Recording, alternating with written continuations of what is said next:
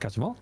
It is that time. Hey, we are live. I fucked up my own intro. Look at that. Now's the time to get him is the last thing I heard just before we press live. We are live. We are here. Thank you for joining us in the Wandering Isles. Today is a important day. An important day. No, it's not. Such an important day because standard day. Thank you to our friend, Mr. Westland, Mr. John, for making sure that Kian got those peppers. They were on his desk like the day after. There it is on camera. He's going to be eating that pepper in the post show. If you're listening to the podcast, if you're watching this on YouTube, post show is one to watch this week for sure. But today, I am joined by a few comrades. We have Richard playing Slate. We have Kian playing Dash. We have Rory playing Eos, and we have Busy playing Hatsu. Mr. Ryan is not feeling well today. I'm so sorry, but I know you're gracing us in chat, and I'm glad to see you there, my friend. And I hope you feel better. Ryan consumed the test pepper and he was just like the test efforts of that. Kian, it was not a placebo. It was not a placebo. Kian, you are on recap, my friend.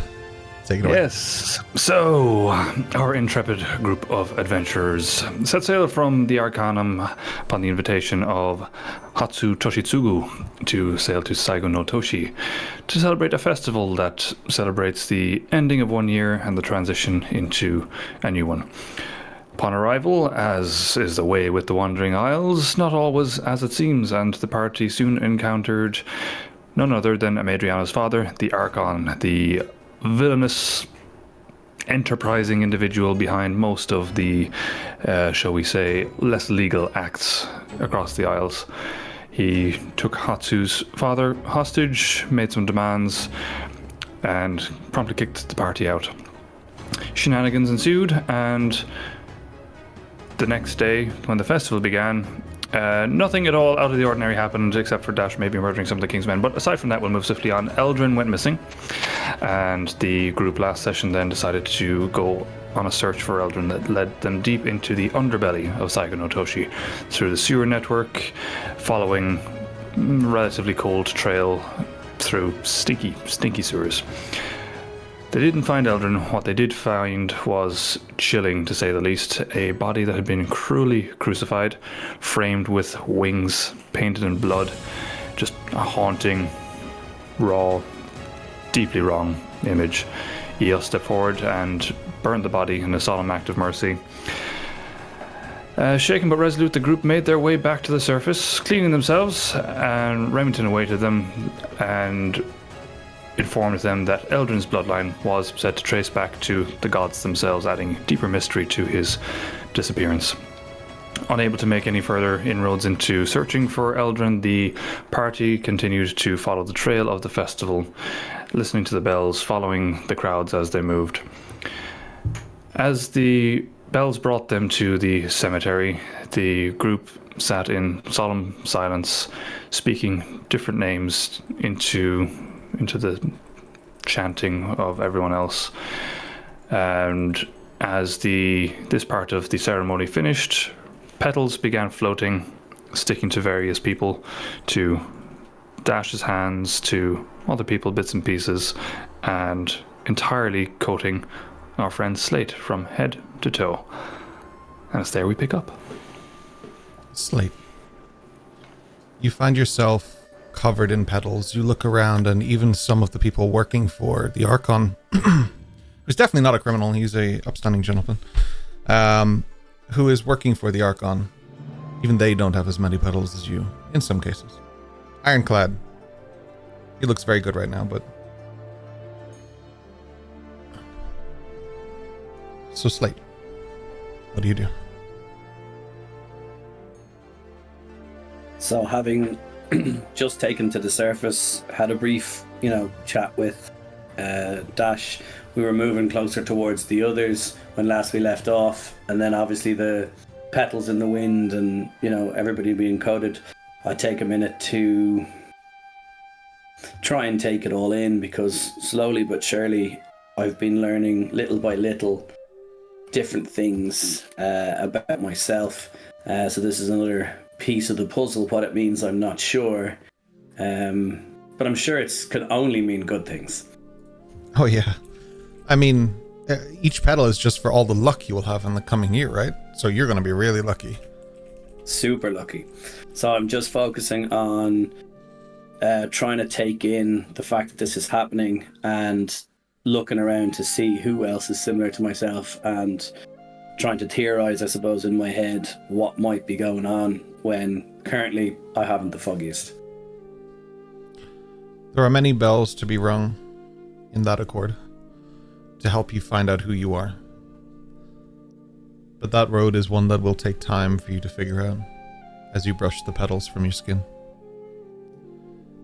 Just for a few moments of reflection, as you brush particularly the crimson petals from your skin, you notice that in your actual skin itself is just a remnant of crimson sort of color that fades back into the grayish hue that we know and love. I'm going to just take a handful of them and just put them in my pocket. No Sure. particular ones, just in general. Absolutely. Absolutely. So, with that in mind, the moments of silence are coming to a close and people are preparing for the next bell.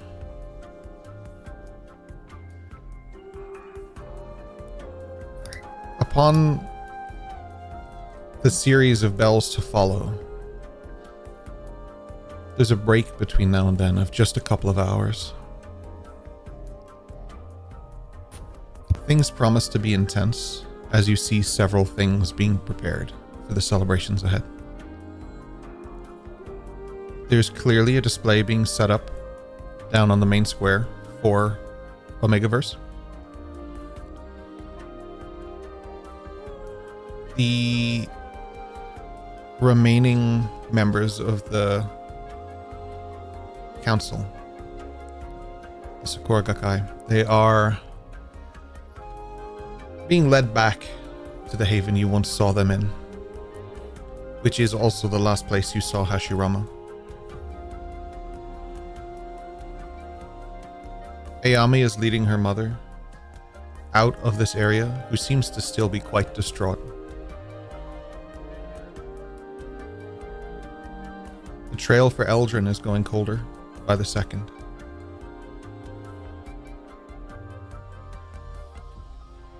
And the light is starting to fade as night is starting to take hold. What would you guys like to do?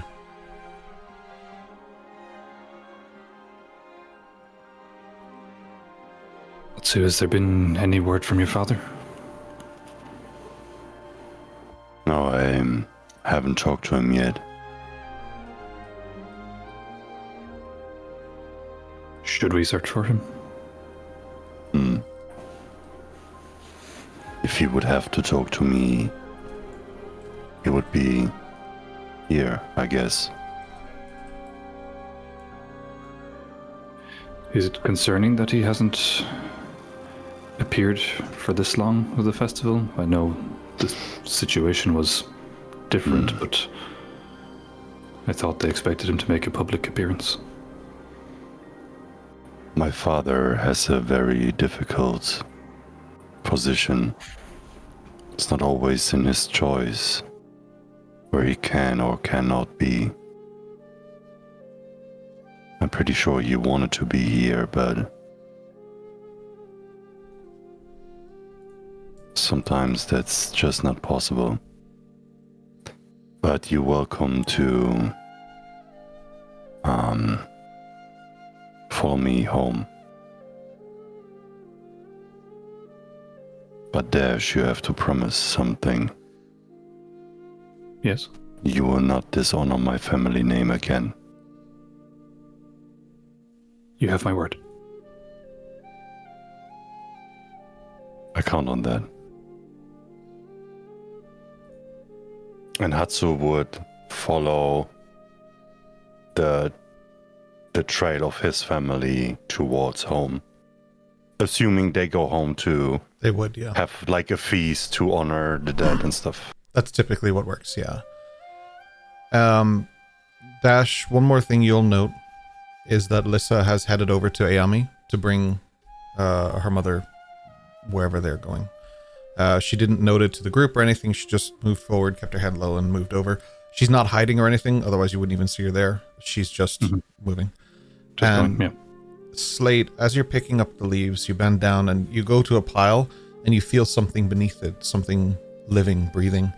And inside is Chicken the Fox, who is like rolling around a little bit just to get the scent of the sakura leaves. Wait, did they stick to Chicken as well? Like cover Chicken head to toe? Sure is hard to tell, isn't it? There's just a lot on the ground now. It's weird. That was a longer silence than I expected. Chicken stays with you as you guys walk, but the rest of the NPCs go elsewhere. Not ominous at all. Oh, did I mention you all have inspiration? Do we? Oh, my mistake. But to be fair, the inspiration comes from Richard just reminding me that I need to make myself a cup of tea before the session.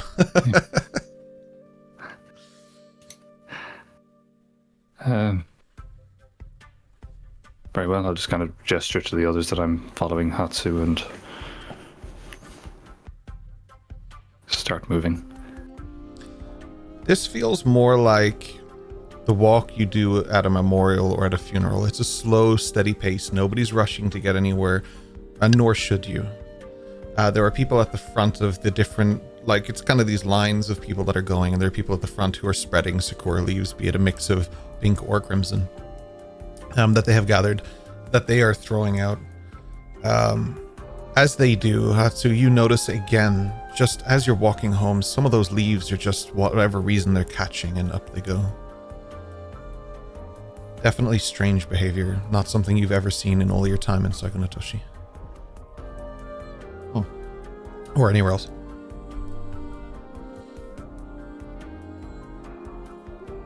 I have to be careful as a DM because I'm always worried I'm hinting at, like, I'm giving the wrong vibes in what I say. Not the thing you saw in ever in Sagunatoshi, but that one time. Leading to a wrong path. Yeah, I'm trying to Be avoid good that. at that. Yeah. I'm Be good. good at I'm that. accidentally good at that, and sometimes not accidentally. Hey, what's that exclamation mark over there? Oh, don't worry about it. Yeah. So you all walk home. It takes about 15 minutes longer than you would typically expect, but for some reason that just feels right given everything that's happened. There's just a lot happening.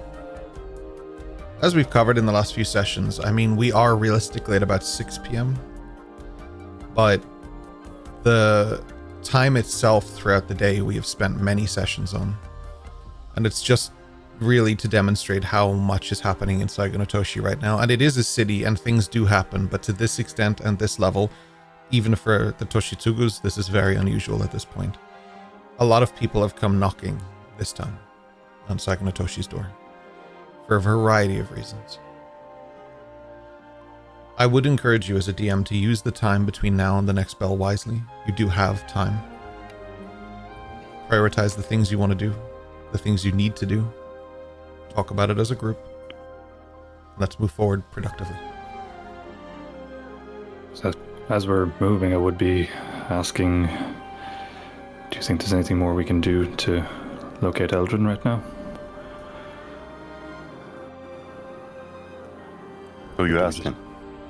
The group as a whole.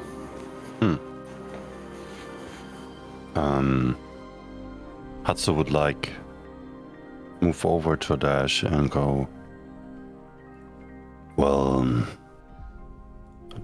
guards from my clan already have been sent out to further investigate, but didn't get a report back.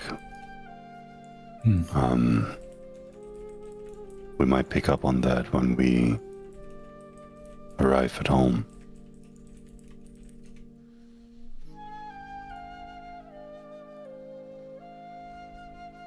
There's only so much we can do, I think, if not even Remington was able to find him. It's... Yes. I don't know who got him. Yeah, I understand, but at the same time it feels wrong. Sure it does, but as I said to him, Adriana, there's things going on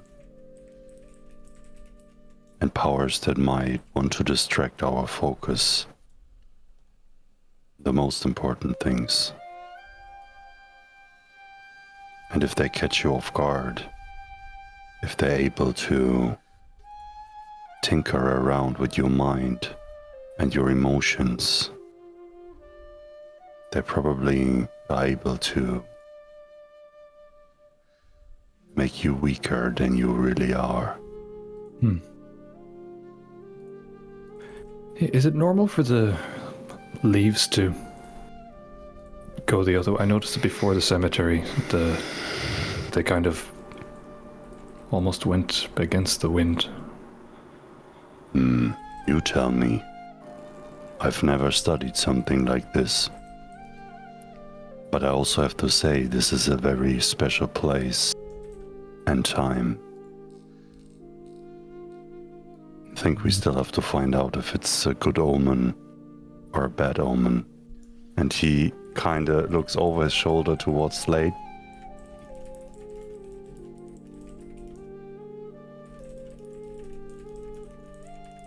What I'd like to do is, you know that thing where if you get like a little cup, you put water in it and you put like a needle or something in it, that there's a magnetic field that lets it spin or whatever. I kind of want to do something like that. Just take a little pin from clothes thread or whatever and put it into some water from my water skin into any receptacle. And I want to, because I'm aware that we were under the city and not far from here, and there was a lot of contraptions that we then figured out that the door was magnetic. So what I want to know, is there a magnetic field that's strong enough that might be doing something to what's happening here? I'm trying to look for that scientific rather than magical reason for what's happening. So it's just, while everyone's talking, I'm just theorizing. So I just want to test that to see if there's a magnetic field, if it does anything unusual while we're in the vicinity of what we're in the vicinity of. I want you to... It's going to be... Sorry, go ahead. Someone's about to say something? Yeah, before you do, I likely have a needle or something in my disguise kit, so I could probably assist. Okay. Yeah.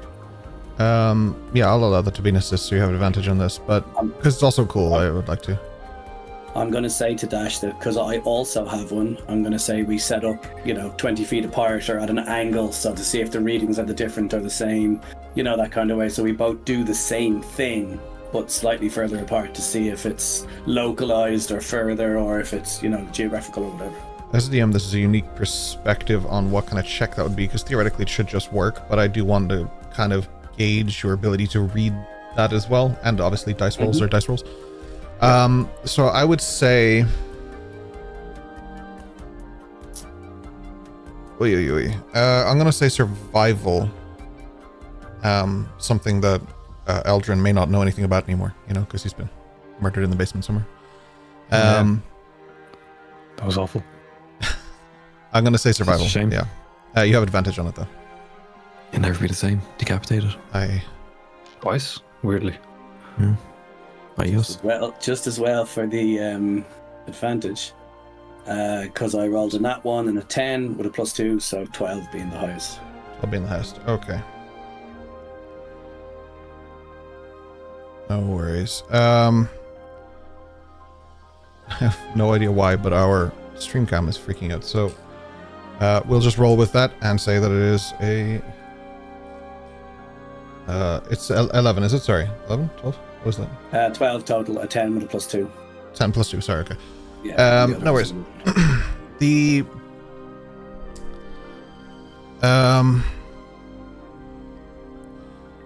The needle doesn't move to a split-second direction that you would assume. It doesn't snap to anything. It doesn't even glide towards anything. But at the same time, it's not going absolutely ballistic either.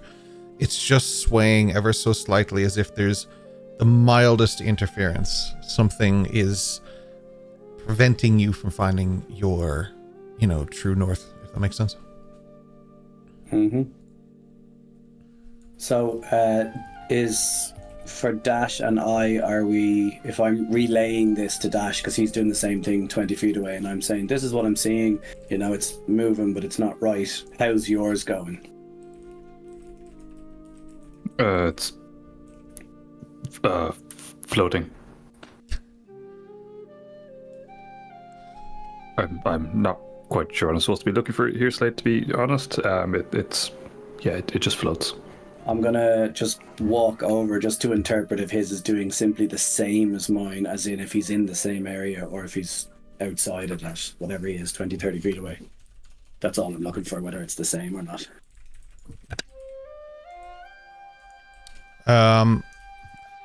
It would be behaving similarly now. Okay. It would be behaving. Be behaving. The coffee hasn't kicked in. All right, just give it a minute.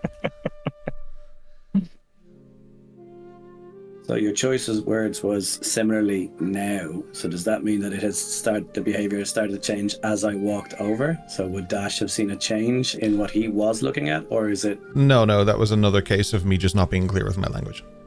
Perfect. I was stuck on be behaving. Yeah, all good. All right, so as much as I emphasize on your scientific approach, I don't think it is something you could prove physically. Like the bee. I'm going to pack up my bits, put away my items. Or chicken. Is chicken behaving strangely? Stranger? Chicken's just cantering along happily, kind of.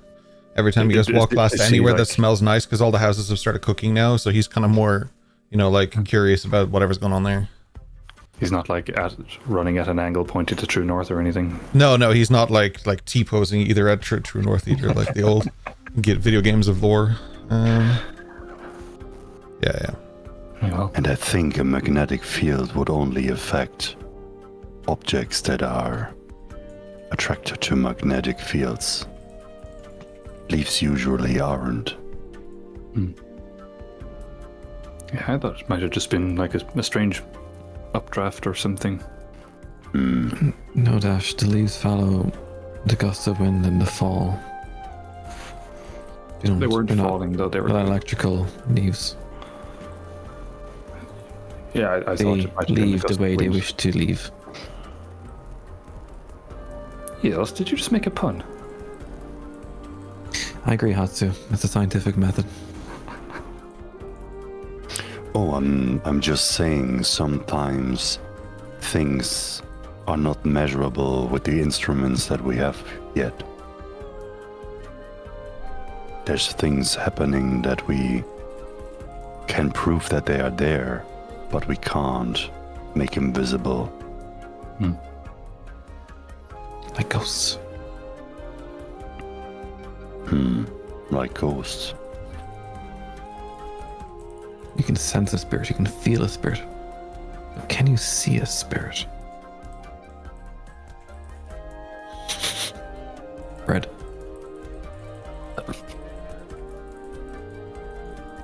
Yeah, food sounds good.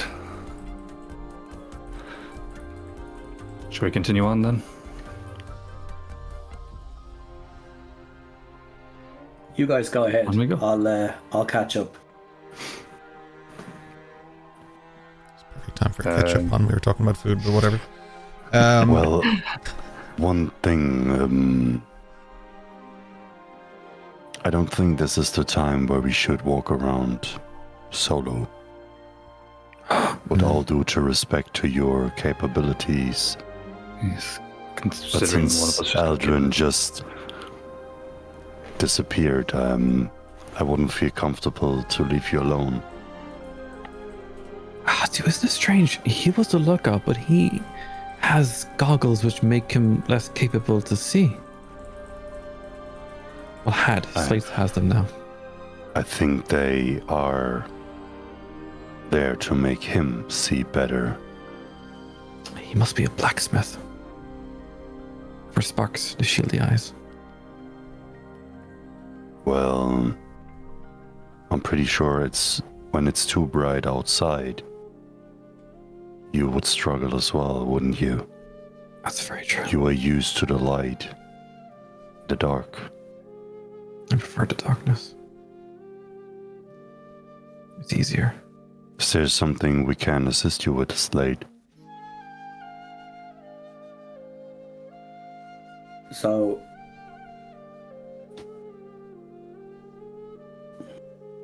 I'm thinking I'd like to try and meditate and clear my mind. And that's why I was saying you guys go on ahead. I also think that Vatros might be able to help us here. Out in public? On You the can street always that we're walking on? use the training spot in the back of my house, if you wish to do so. The reason I was thinking specifically here is because my plan was to do two things. One, to sit in this space that has this, whatever it is, magic, scientific, whatever is happening, to be able to make contact with it. And two, to be able to make basically one hand of mine on the ground, one hand of mine on the book. And I want to see, because I've never tested that, if that's possible, if Vatros can channel or feel through me, because we know that Vatros can hear my thoughts and know my memories, but I don't know if something that I make contact with while making contact with the book, if he has any influence or understanding.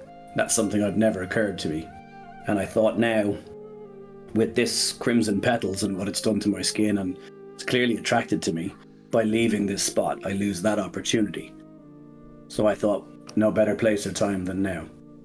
And here. If you want to do it here and try it out, I can back you up for 10 minutes. But I think not longer. Worth a shot. This is a graveyard. It's fine. Are you sure, Hatsu? As long as you don't do any dark rituals here. But I will give us some space. wouldn't and it he still would- be visible? He would touch on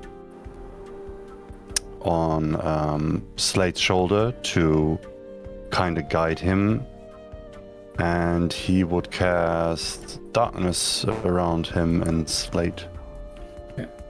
So my plan is to do this at the base of the cherry blossom tree, which is, in the vicinity of where everything was falling, the source of it, and also sitting under a tree with a book out is, I don't know, not that it matters now, but that was originally the plan. He would basically guide you to the place you're describing, Yeah, perfect. and like have a sit down with you, and basically he would have the darkness bubble around you and him for 10 minutes. So my Question to the DM is that darkness bubble, like if you're outside looking at it, is it just a big circle of darkness? That's quite obvious. Fair enough. I'll stand outside the circle, and if anyone comes questioning it, just try to, I don't know, divert them away from something. Geo stands at a 4 o'clock angle to Dash, just kind of, he's in her periphery. Okay. So Slate, you're touching the book? Yeah, my plan is to the equivalent of take off your shoes to ground yourself, so my hands and feet are on the ground, but one hand I'm going to open the book and put it beside me, so it's like that I'm making contact with the fallen cherry blossoms and the earth, which is where all this is happening, sitting against the tree and touching the book with my other hand, because I want to see, as I said there, if there's any transference, because I've never tried that before. I've only ever spoken to the book or invited somebody into the book. So I know the book can interact with my mind. What I don't know, and I aim to find out, is does the book have any sense of that I'm touching something? Can it vicariously, do you know what I mean? Like, I don't know if it possesses me. I don't know if it controls me. I don't know if it feels me. I've never asked that. I've only ever asked it, does it know what I know? But because it can go into my mind and dig deep and know my memories, for all I know, it can also use my senses and do something else. So my curiosity is to know, can it feel this magic, this interference, this whatever this is, and to question the book effectively. And I'm also covered head to toe in petals. Do I feel different? Can you feel anything? And obviously the book is open, so falling petals will be on it. I'll sprinkle a few on it as well for good measure. And I just The moment he touches the book, Hatsu gets his hand away from him. Yep. Good call.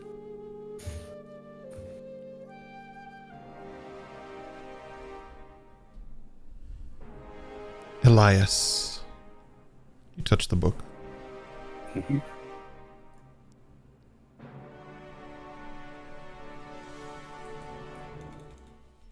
So I'm purposely saying nothing because I'm waiting to see. I'm not prompting, and I'm waiting to see the reaction of Vatros if he questions anything or queries anything. That's the start of this experiment. I'm waiting to see what, if anything, is his reaction. Mr. Holt.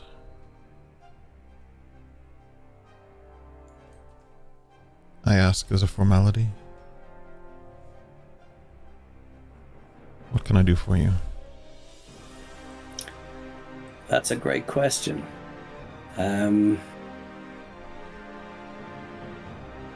I guess I wondered, do I seem any different to you?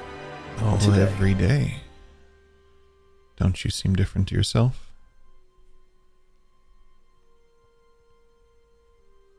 I guess. I want to know, how deep does your interaction with me go? Because I know you can read my mind, you can know what I'm thinking or how I'm feeling, you know, my memories. But I wonder, can you feel what I'm feeling outside the book right now? Can you help me understand what's happening where I am? What can you feel through me? Well, from here I can only probe your mind. But if you're willing to give me a modicum of control, I'm sure I can feel exactly how you feel. What would that look like? A modicum of control. Well,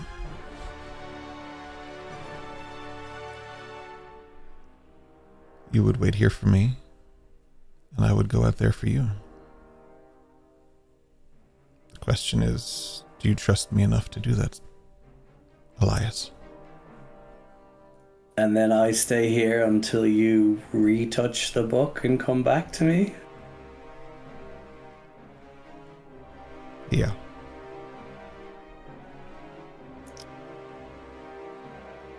Alright, next It's just question. an option, Elias. It's not mandatory. No, that's okay. Just speaking about options, you can do this with anyone who touches the book? Potentially. Anyone willing. Interesting.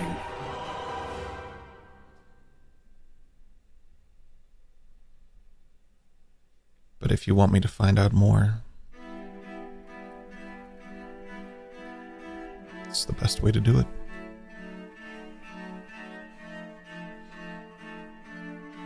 And are you still set on the fact that you want to die? Of course, but I'm not going to use your body to achieve my goals. I mean, because You've that been was good what to I me. would do. No, you've been good to me. I wouldn't do that to you.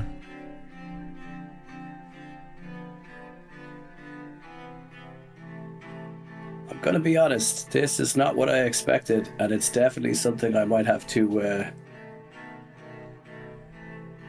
leap on. I have nothing but time.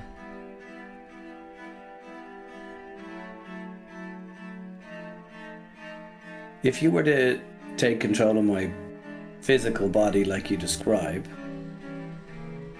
what else could you know or learn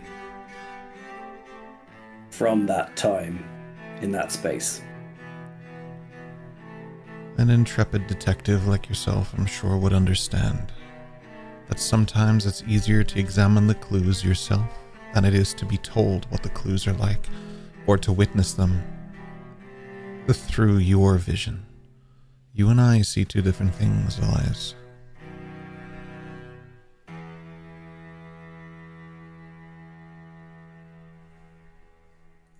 So you're saying that you might see or understand more given this opportunity? Exactly. I can't promise it, but it's the best opportunity I have to help you. After all, that's all I've done. I have no ill intent towards you, Elias. I want to help you where I can. And that situation sure looked supernatural. That's more my domain than yours. I mean, it's not that I don't trust you, but as somebody who spends their time living other people's lives for them in their absence, I do understand how a simple misunderstanding, a mistake, a slip of the tongue could effectively ruin their lives. So it does worry me just a little bit. Then I offer you this. Don't just make the decision here and now or yourself. Take it to your allies and have them watch me. You know how to enter this book. They know how to enter this book. If I were to misbehave, it would mean that I have lost my ability to ever leave this book, or for you to accomplish my tasks. I have no reason to betray you, and I have every reason in the world to help you. You are the only one who has ever stepped forward to help me. I would like to try my best to try and lift the veil to see the truth in this, the vision that I'm looking at, but also the words to try and decipher, because obviously I found that book. He's told me himself he's been in that book for a very, very long, thousands of years, etc.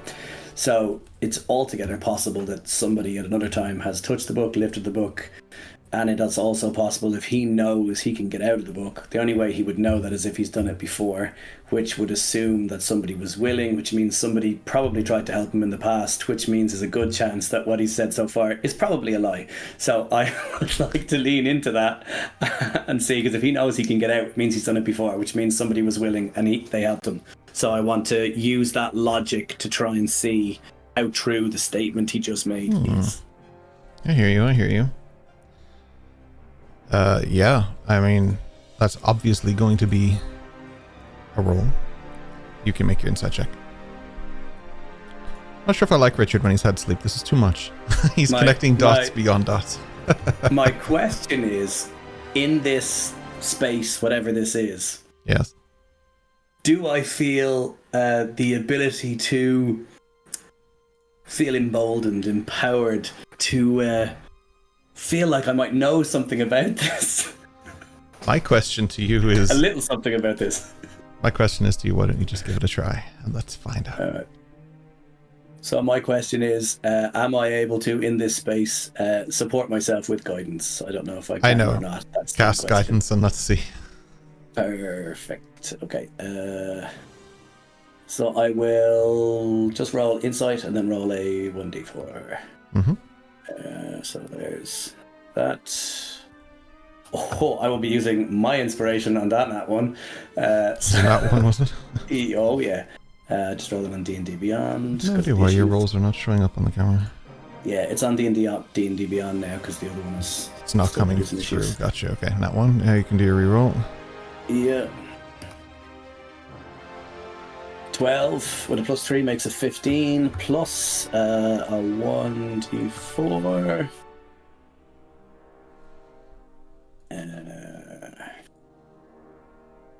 No. 1d4. Oh, 1. So 16 total. 16 total. I see now that the rolls are in fact there. They are just for some reason when coming from D&D Beyond they are hidden. So 16 is a lot better than a nat 1. I'll take that. 16 is a lot better than a nat 1. If I allow guidance, which I will. You're fine. Your guidance works. You do guide yourself. Sure why the camera refuses to show Slate things. This is something I'll have to fix outside the session. I apologize. Okay. So, I mean, he seems to be telling the truth, but like there are clearly omissions in his story, but whether that is deliberate omissions or things he just hasn't had the time to say yet is a bit difficult. He doesn't seem to have any malice in what he's choosing to say to you. But that doesn't mean there isn't any hidden malice behind the scenes. 16 is good, but he's a very, very hard presence to read with thousands of years of unmitigated silence.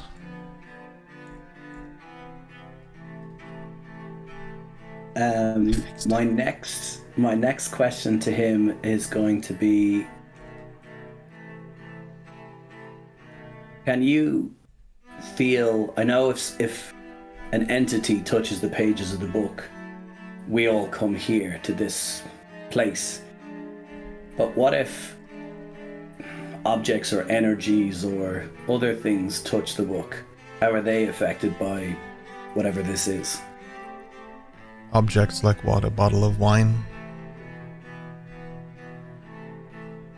Well, right now there appears to be magical petals that are on the open book, and I wonder. These petals don't seem magical to me at all.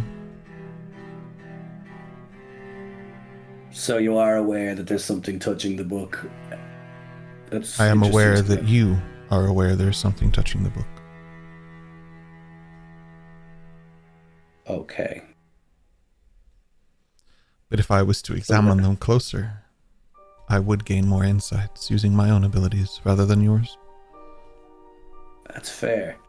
I think I'll take your advice, and I recommend I'll be back. I'll be back shortly. Don't go anywhere. Funny. Is anything happening outside the circle of darkness while this is going on? A lot of people walking by like, what the fuck? Because that is weird as shit.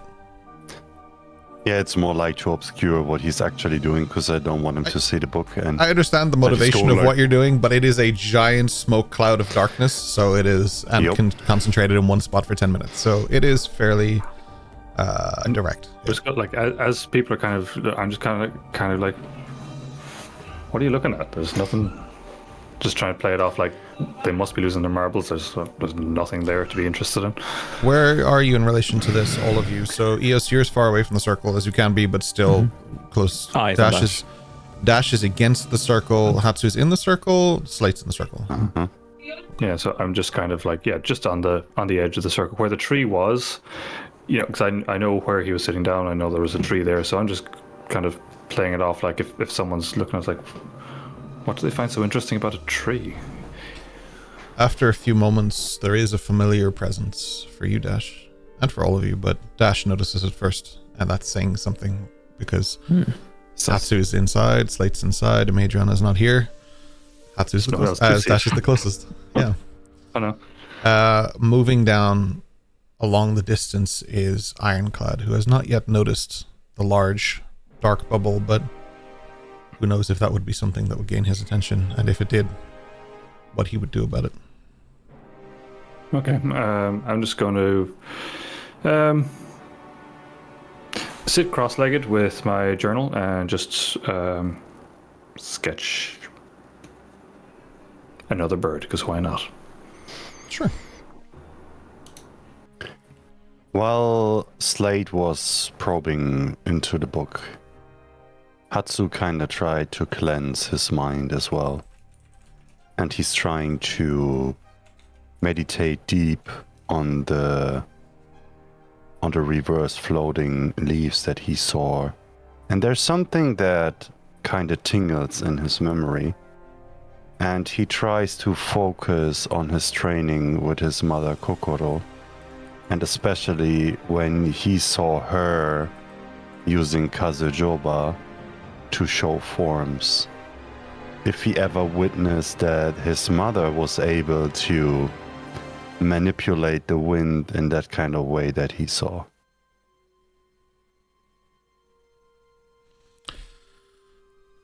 Your mother can do a great many things. Manipulating the breeze would certainly be something within her purview, but on this scale, no. But she definitely has some mysticism in her movements. I would say maybe not directly like her. He's trying to find out if it's alike, which means that he would assume that if it's on a bigger scale than what his mother could do, but it had similarities, he could assume that it was from the thing that taught it to her. There is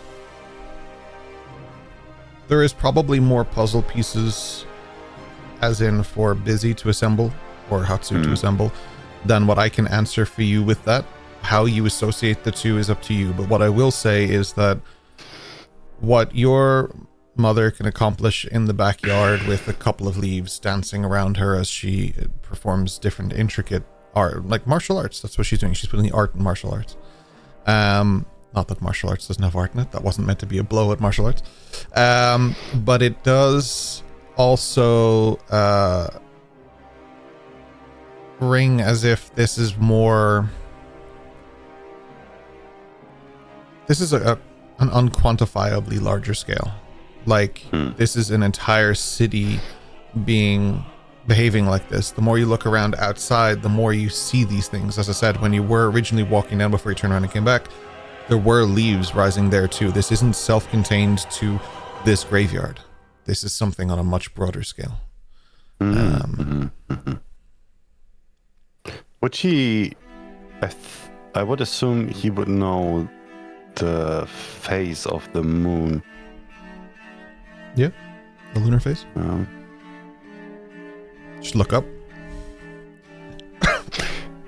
It is two very thin slivers.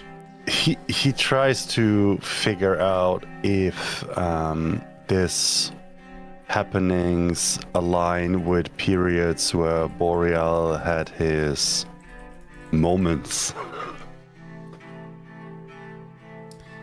Yeah. So basically he's trying to figure out if there's like an alignment of stars and objects in the sky that would basically make things like these happen, like magical outbursts of some sorts. He tries to figure out if these things would align with each other, so that would give him a hint that there is the time of the year where these things are more likely to happen. Okay. I'm gonna say that because there's no dialogue between us of you specifically studying astronomy in these instances spread out through time, that instead what I'm gonna let you do is make a survival check, and I will let you document the sky right now. And down the line, if events come up that are similar to this or similar to something and you want to check, you can document it again and I will tell you the differences. Fair? Fair. Preemptive study of the sky. You can do survival. I'll give you advantage because it's pretty dope. Okay, that was the first roll. And I'll do another one because I rolled before you said I have advantage. No worries. So it's nice. For a total of 22. 22 is decent. Okay. So... Okay. You take a very detailed note. The two moons are... Oh, forgive me, my astronomy is not great. I want to say, is it called waxing when it's getting a little bit bigger? Waxing is when they're getting full, waning is when they're gone beyond. They are at the thinnest point, both of them. Even though they have two different cycles, they are both aligned at the moment in waxing phase, where they are just getting bigger. They look like fingernail clippings in the sky. One of them fractured, one of them not. You could have said happy eyes instead of fingernail clippings, just throwing that out there. Yeah, fingernail clippings. Anime happy eyes. Or just EOS every day. Slate. While Hatsu is... Oh, Hatsu, I'm going to say you step out of the darkness for this because you can't do it from within the sphere. So you step out for a moment just to document this and take it down. But I will say you have it. I think you can keep it... It's not like the bubble, right? You can keep it active if you're in it or not. Yeah, you're cool. I can keep it active and move it around every turn. Great. 30 feet, I think. It's fine with me. Either way, I would have said you just leaned out to have a look anyway. It's okay. Slate, at this point, you're probably back into your conscious form. If it is you, indeed. Just going to pack up the book, more of the petals into the pockets, whatever, and just say, look, that was a bust. Okay, what's next? While Hatsu hears that, he just flicks the darkness off. Sure.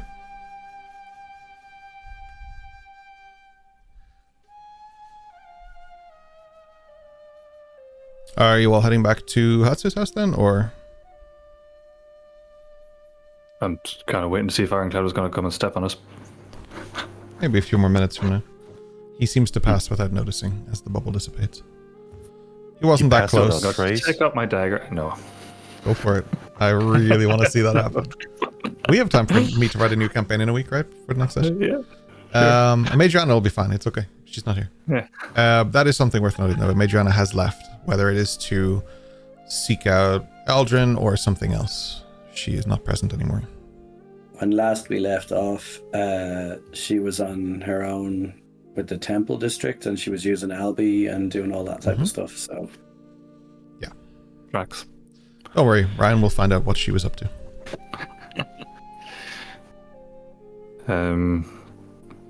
Did you find what you need? No, Vathras was, well, Vathras. Cryptic. Speaking Yeah. riddles. Yep. Bit of an asshole. No visions this time. That was new. Oh, that's new. Does he try to sugar you a little bit? What does that mean? Means he makes it pleasant for you to share time with him. Well, I mean, yeah, he's been in there a hell of a long time on his own. And he's in there for a reason. So... And people might get quite desperate if they're in cells for a long enough time, right? Mm-hmm. And he knows that you knows. Sounds like solitude. Well, whatever it is, it's basically bigger than a simple human could affect the whole area here, I might think. Guess we're lucky Slate's not a simple human. I've never experienced anything like this, at least not that I can remember. Oh, when Slate is in his true form, I'm pretty sure he can do more than that.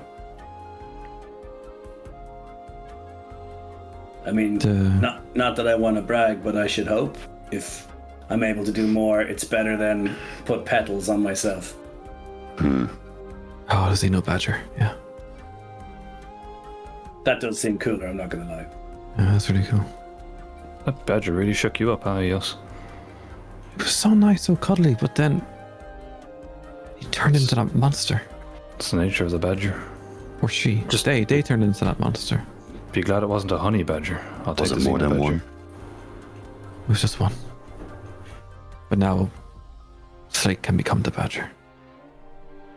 For good. I think Slate is For also positive. a... Shh, Dash. I think that's we stuff. all might be to a degree. Now all that I think badgers? of it.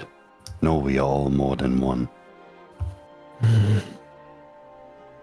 This conversation is going to As a hurt my group, head. we are many. No, inside ourselves, I think. Oh, that's so nice. Inside you there are two wolves, and both of them are hungry. No. Why wolves? I don't know. First image that came to my mind. Oh, I think he wants to You're feeling become pretty a rough, wolf. Dash. I think everyone wants to become a wolf until you have to deal with the flea. Oh, ticks. Hmm. Yeah. I'm sure there was a purpose to this conversation when we started, but I've kind of lost it.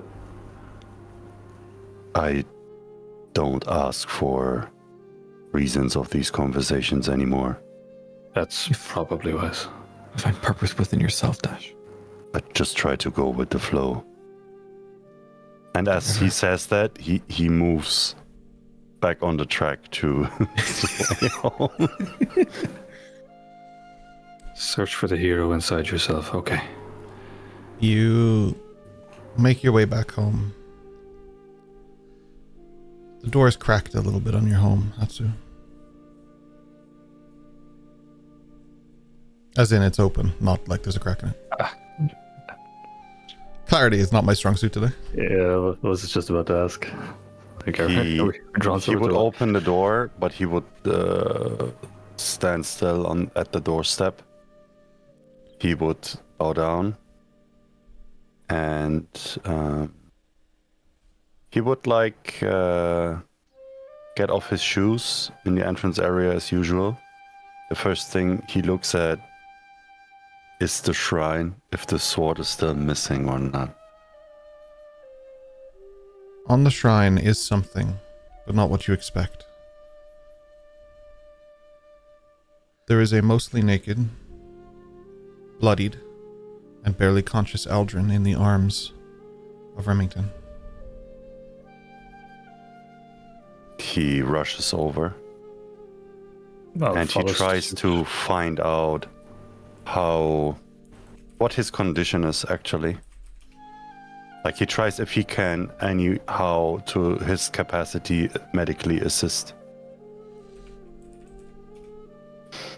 I'll follow, taking care to take off my shoes on the way in as well, and I'll cover Eldrin with my jacket without getting in Hatsu's way. Heavily out of breath, Remington is... I think I found him. Mostly. You think? I mean, it looks like him.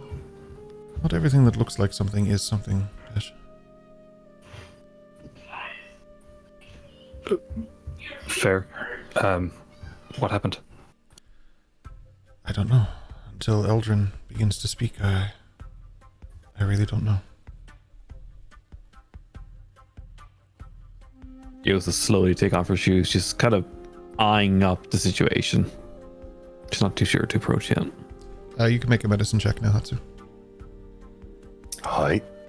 I would also like to assist, being quite proficient at a little bit of everything, and also I know a little something about that. I love that so much. Yep. I got nothing.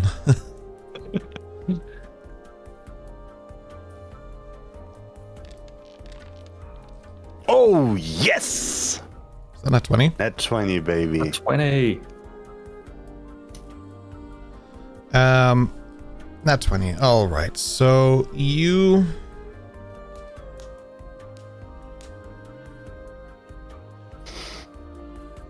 sit down patiently with your medicine kit. And I'll get you to remove 1 point of it, but I'm going to make it worth your while, more so than the medicine kit usually does. You take out piece by piece the cleaning components, you take out the bandages, and while Eldrin is regaining consciousness, you patch his wounds the way that Hatsu knows best. Not in a magical sense, in a physical sense. Eldrin, you may roll 6d4, and you may have that health.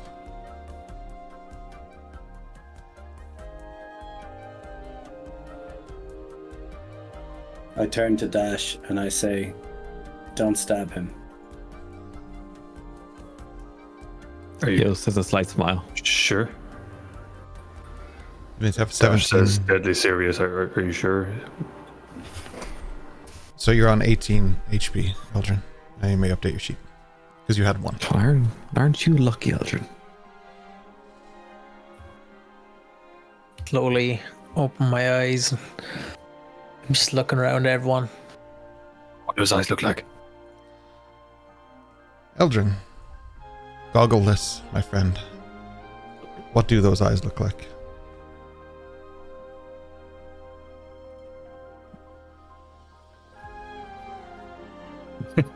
Kind of struggling. Tell us about them baby blues.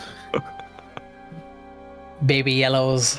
So as I'm opening my eyes, I'm like squinting, like looking, and then I'm like blinking, looking at everyone. I'm like, oh, and I look around, just my yellow eyes are just staring out at everyone. And I realize I'm staring at you, completely goggleless, as I can't see, obviously, the surrounding of the goggles, but there's a moment of just silence from me where I'm like, realizing obviously the situation I'm in. Eos, your eyes fill with tears because the gaze from Eldrin and the light coming from his eyes, you feel like you can speak to Minerva. You feel like you can feel her. She is there. You've never felt closer to her than you do through the visions of Eldrin. The vision, not visions. Today's just not my day with this. Eos is quite distraught with that. She's down on her knees, trying to resist this because she doesn't understand it fully, let's be perfectly fair. 100%. But she's distraught in confusion. Yeah, I think Slate, you threw the goggles back to me in the thing, didn't you? And then I'll crouch down next to Eldrin and I'll put them on for him. As you do, and the light is just gone, Eos, you feel pulled away from that once again and back to where you were. Like that same connection you had internally, but it's not as present as it was when the goggles were off. There's something to that just, you can't explain it, but your faith was never stronger than it was in those 30 seconds. Okay. Eos will slowly get up. Left hand is on the helm of her sword. She's using purple flame blade, and she's walking straight up to Eldrin. Okay, but he has 18 HP, so please be careful. Don't worry about it. Oh, why would I worry about it? Kyle, don't worry about it. Eldrin, you see, in fact, all of you see Eos approaching with a purple flame blade. Hatsu stands up, turns towards Rory. Towards Rory, does he? Sorry. Oh shit. Hey, bro, here. what's up, Biz? That happens a lot less than I would have expected. Yeah, go ahead. Where do I get the pretzels, Biz? He stands up and faces Eos. There's no weapons allowed in this house. Hatsu. I sensed her. I felt her. Put away that blade. Arm shaking, she puts the blade back into its sleeve. The magic infused around the blade fades as you sheath it. You're not gone If I far. If I learned one thing from you, yes. You can't cut away your fears.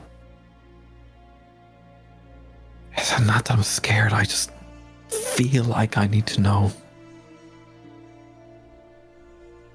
And you need my to mother's cut him book. for that? Why would he hide it this long? It's a gift. It's a gift to what?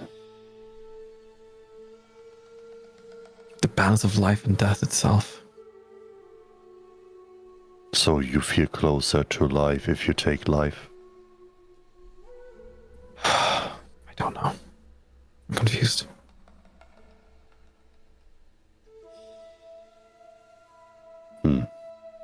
Do I hear?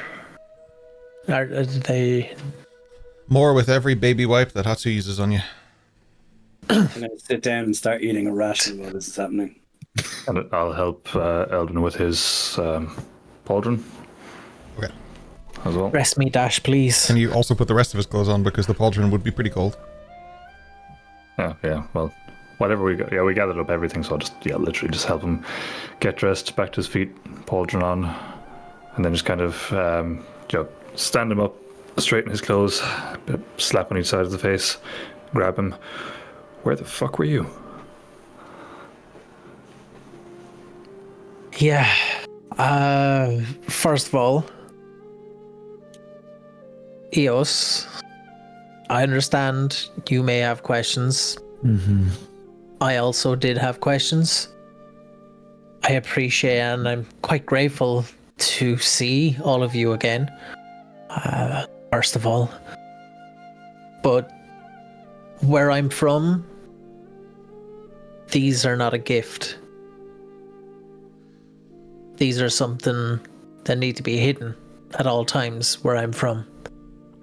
hence why these goggles were made for me.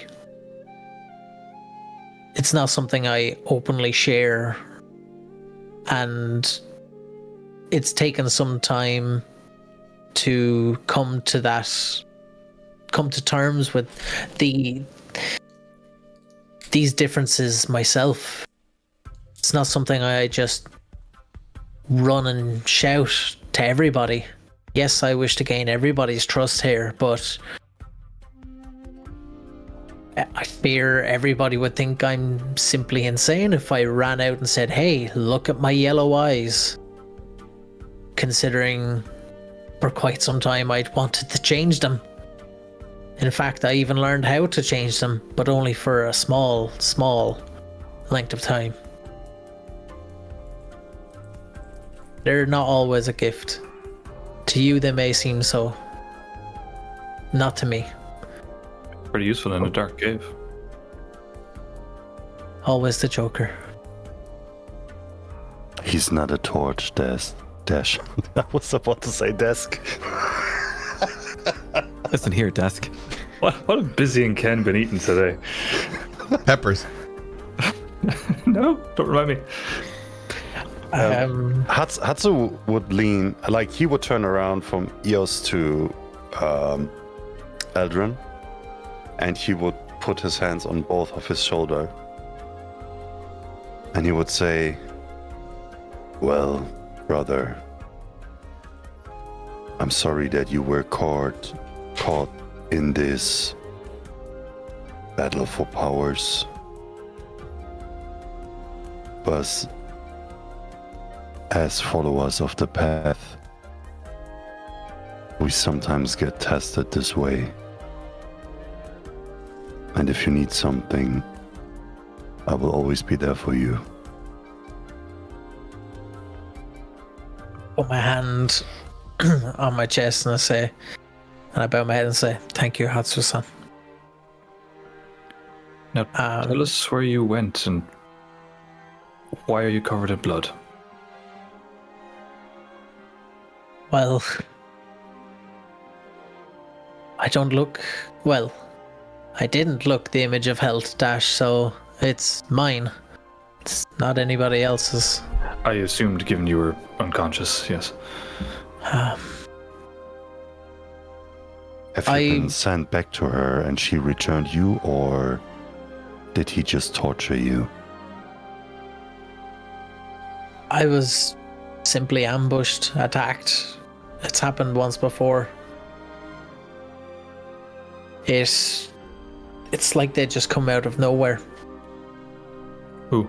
Don't know if it is spring from the shadows or just snap into existence, or where they come from or what happens, but they don't like me or my kind.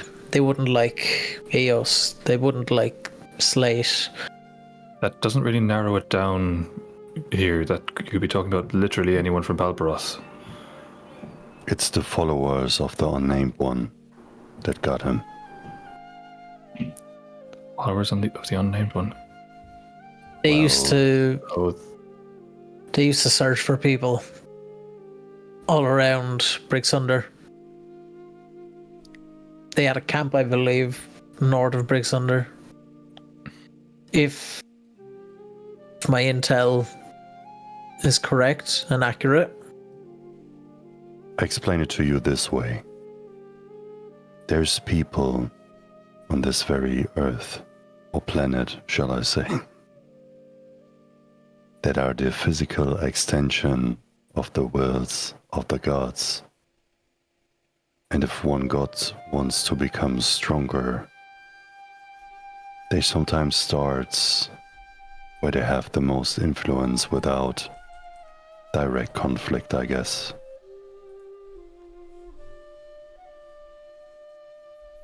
So Eldrin is an extension of the physical manifestation of a god. Oh, he is. Which one? I'm so sorry, Hatsu. I brought shame upon this. I reacted feeling Dash, I sense Minerva through that boy's eyes. Minerva. But he wears the emblems of Tempestus.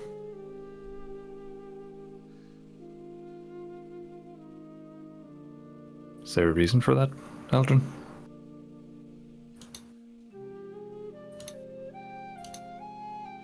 Not that I've discovered.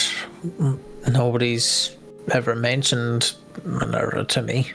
Inside check. Is he lying to me? Make an insight check. Kyle, You're inside. you can make a persuasion or deception, but you must roll it in secret to me. That is a 16 on the inside check. Oh, Eos almost checked his insides too.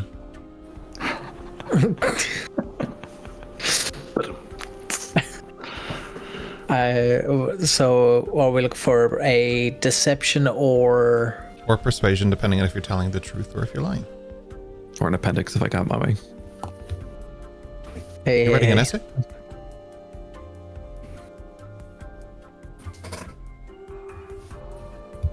Take your damn inspiration and get out.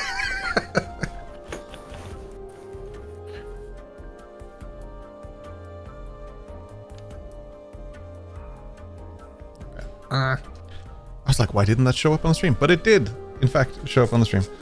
It was an 11, so we will just pretend that was hidden. Dash, you understand whatever the truth is in this instance, so Eldrin, you may tell him. I think it's more rather than him having to tell me, Dash is trying to read it off of that. If he could tell from what he said that he was being truthful. Yeah, no, I'm not saying you have to tell him the exact life story of Eldrin. What I'm saying is you can tell him what he gleans from you. I never do the definitive role information for inside checks on PCs. I let you guys determine yourselves based on your rolls.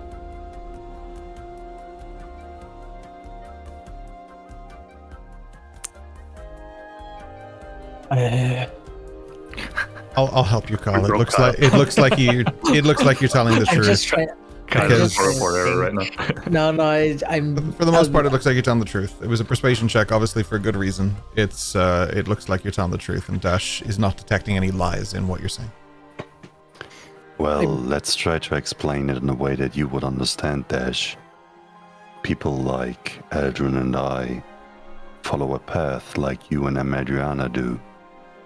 You might figure out that there's people that look that they're on your path as well, but you might not know to which faction they belong to. Obviously. I see. So, would it be fair to say, Eldrin, that you chose to devote yourself to Tempestus, but Eos is picking up Minerva unbeknownst to you? Yeah. Okay, that makes sense. That day in the library, looking at the books, there was a book about Tempestus. As I start rummaging through my bag to see if it's still there. I believe it is. Me running to my sheet and seeing if it's there still too. I believe it is. Yes, the book Tempestus, the Father of Creation and Stars. I seen this book that day in the library. I wasn't looking for anything particular. If anything, I just wanted to kind of just be around you guys and try be friendly. But this book, it's like it called to me. There was something about it. It's almost like it was shining to me, or it was clearer than all the rest, and it was in focus, and I just had to get it. I needed to read it. I needed to understand. The more I understand about the gods, myself, better I can be as a man. That seems quite noble. Should we be concerned about another follower of the unnamed one coming after you in the short term? I don't know. This is not the first time they've come for me. I fear it may not be the last. In that case, maybe best to ensure you're not left alone, particularly in public areas. I think the same way we have to watch out for people that try to get me killed. The first thing we learned in school. And I think it's the same way we have to learn to encounter certain factions at certain places. I think we just have to get better as a group to deal with these things, to protect each other. Well, one thing is for certain.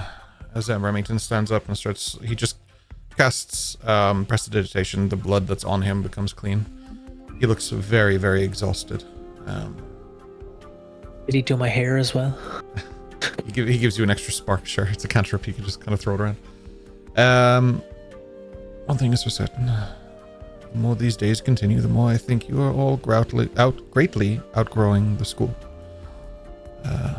It's harder and harder to teach you things. You seem to be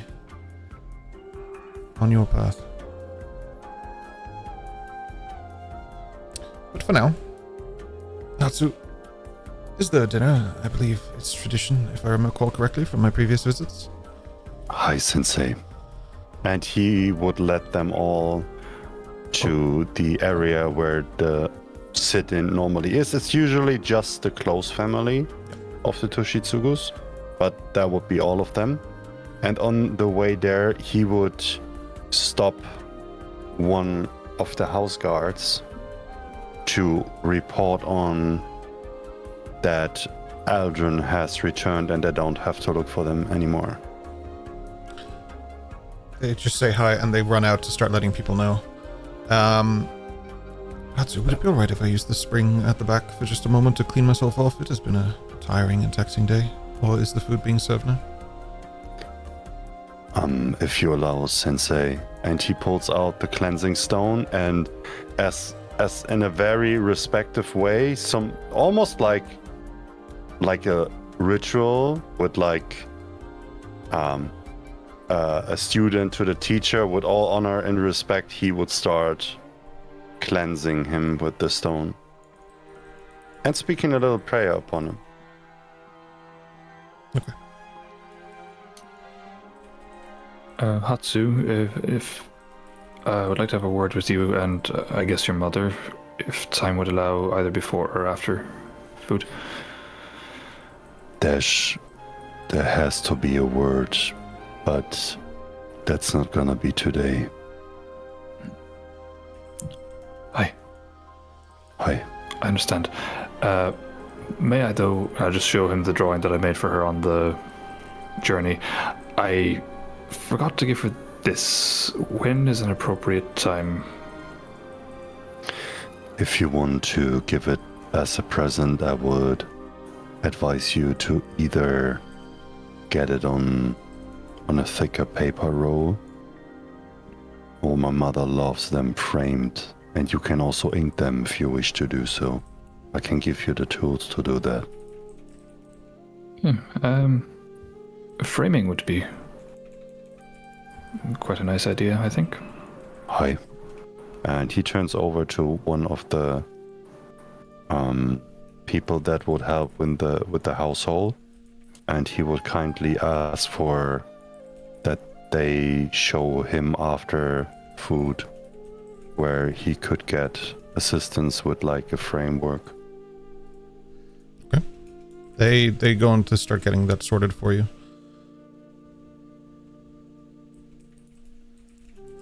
Wonderful.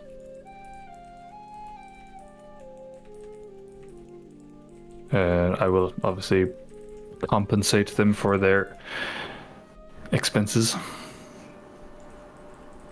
Yeah, it's about 200 gold. You can take care of that. Yeah. God damn, that's a fancy frame. You are a guest, Dash. We don't take money from guests. Okay. Very Thought well. he was about to say it's more for Dash. Well, I Just as guess I he understand should those save some dogs, money for his first vault.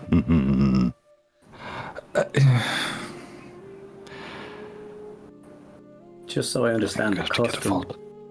you're gonna give a gift, but Hatsu, your family, so by extension, your mother pays for the frame for her own gift, so she gifts herself and he gets the credit. That's the gist of this, right? I think it's No. more about the intent than the monetary value of the thing. Hi. We just help him with the presentation of the gift. In a way that I know she likes it.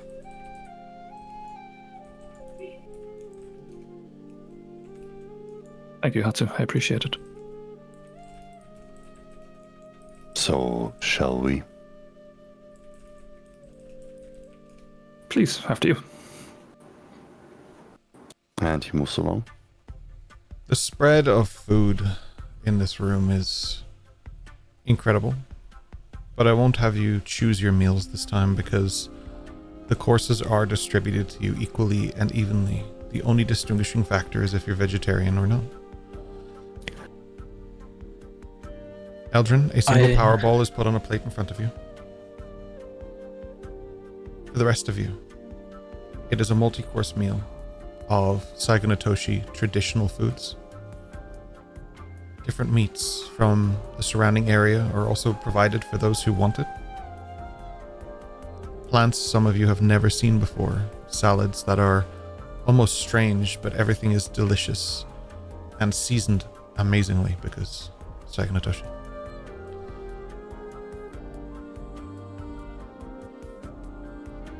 The meal takes the better part of 2 hours, and during that time, the conversation is light. But there are a few things to note. Remington is having trouble breathing. He's very exhausted. Whatever source of magic he used to conjure Eldrin really drained him.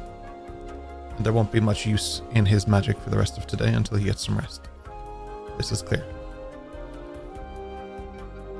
Hashirama's seat is available and a plate is made for him every time, but he is not here. And has not been here since you have last seen him.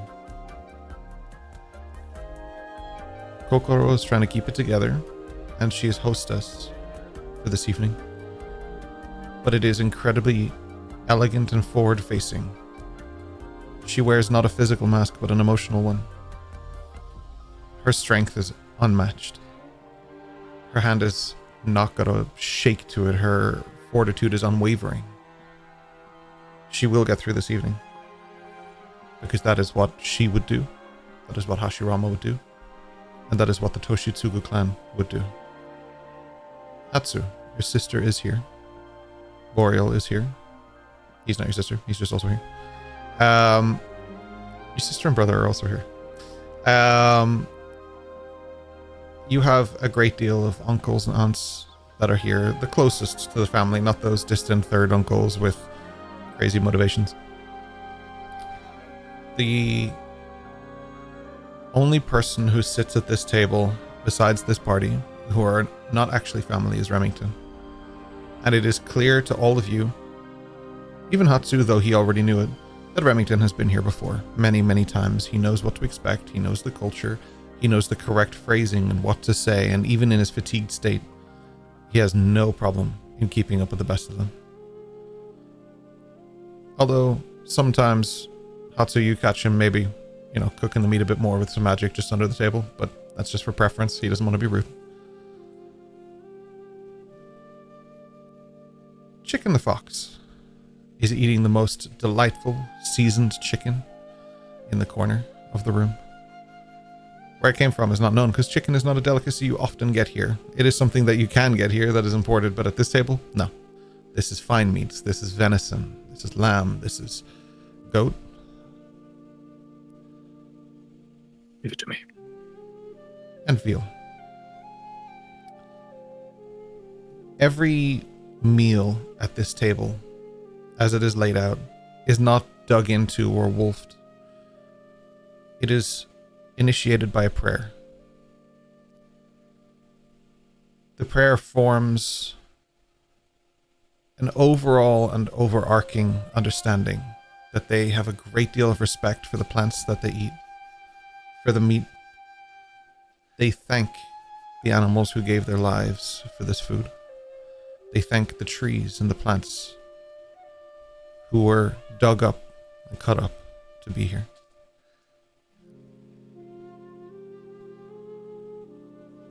Overall, it is clear that there's a tremendous deal of respect as the meal itself is presented.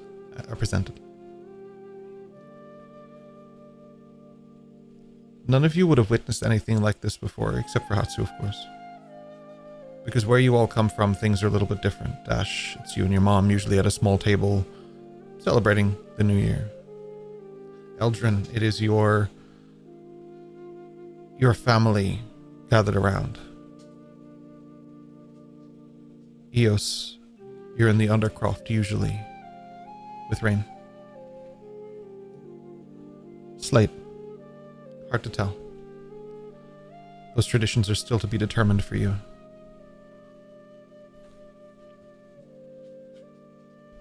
I would also add to this, you would notice when you sit at the table, before they started to eating and started the play initiation, you would see and hear them clapping their hands twice, and they would have their hands together in front of their chest, and they would simultaneously say Shikin Haramitsu Komyu, and then they would start their prayers. And that would be Kokoro, mother of Hatsu, which would do the speaking of them. She leads and they every would ceremony. Repeat.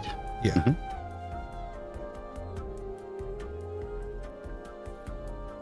The people who work here look well paid, well maintained, and happy. The guards seem more than content knowing that they're going to get a lot of food later. This house is immaculately spotless. A cleansing stone couldn't do a job as good as this. Prestidigitation couldn't do a job as good as this. They take care of their environment, their surroundings, and every final detail of this house. Including the physical protection. The various alarms on the windows, made of bells and trinkets. Almost imperceptible. So excellently placed that you only catch it when you find yourself staring at the window because you're having the ick. You're so full, you're almost asleep.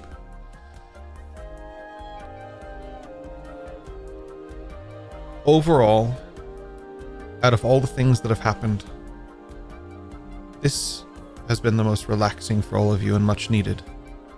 So much so that I will count it as a short rest.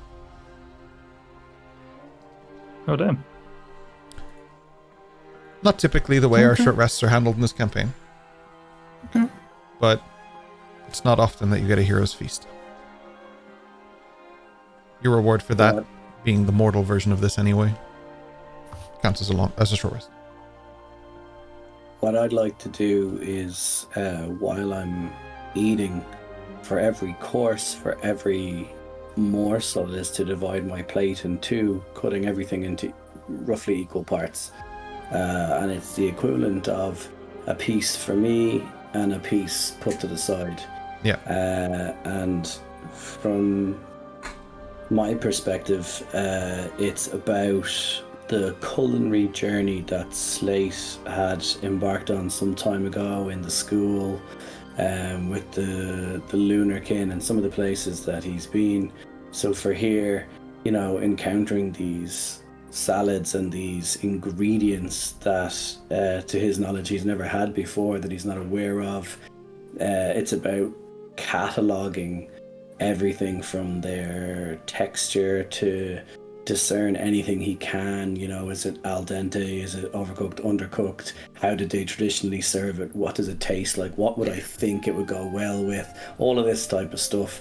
So the idea is eat one, catalog it, store one, eat one, catalog it, store one, Even if it's just a tiny morsel, to think about it later, to potentially see how it travels, to see if it's useful later, but also it could just be for snacks for later. But it's that kind of thing. So just scribbling in the notebook, eating, really savoring every morsel, and really trying to expand his culinary understanding of food, because this is a culture shock in terms of some of the foods and some of the experience. Tremendously. There is a very beautiful stew that is neither under nor overcooked because it's a stew. That is made with sakura leaves and pickle blossoms and all sorts of things that are different to Slate, but there's definitely hints of things that are very strange. There are boar skewers, which is a really nice kind of skewer. They are undercooked, so the meat is soft, which is why Remington was heating it up, because he doesn't like undercooked meat. There are things like mochi rice cakes, which are there. There are what is it called? Gyoza. There's a lot of Reaper peppers. No, that's the afters, but I was going to include that, Dash, so you just hang on there, pal, because I'm getting a con check from you one way or another. Overcooked tempura lotus roots, for sure.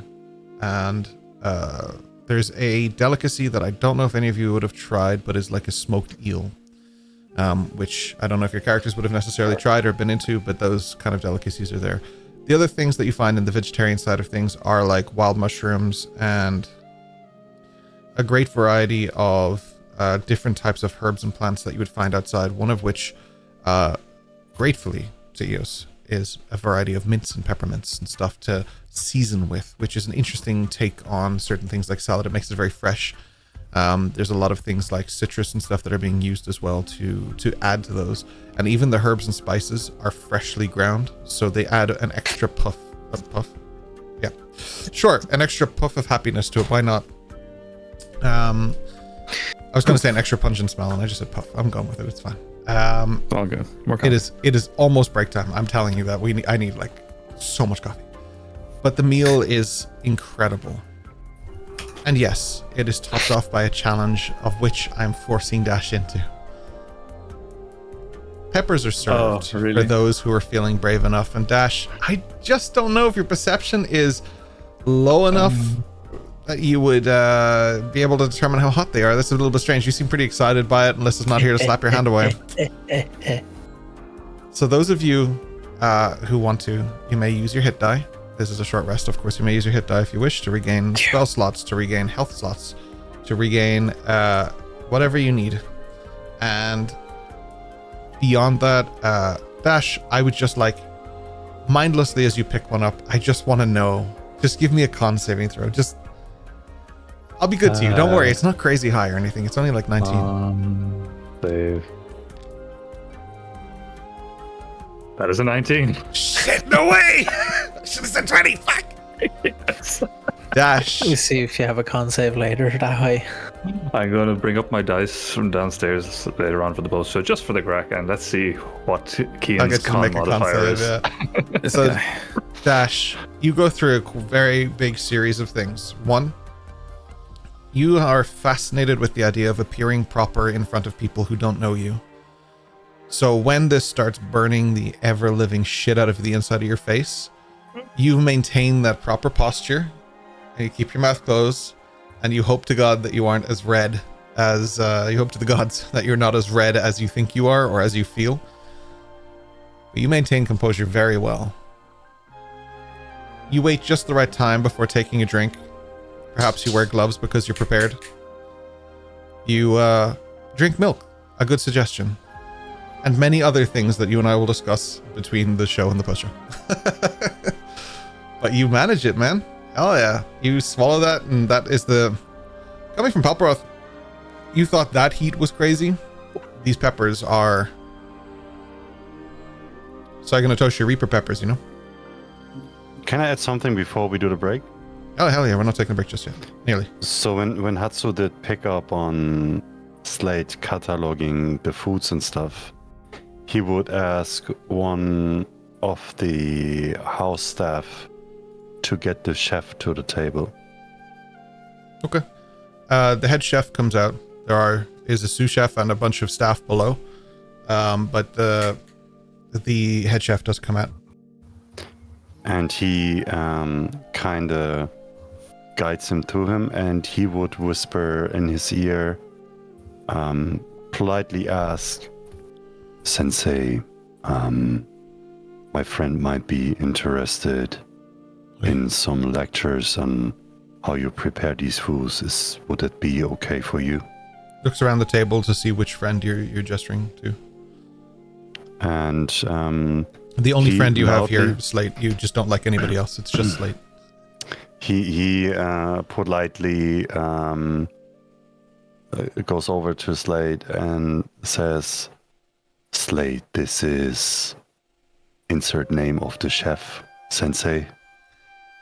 And if you're interested, there will be training for you from my grandmother, but I see you're very interested in these, so Sensei offered that you can take lessons in his kitchen as well if you wish to do so.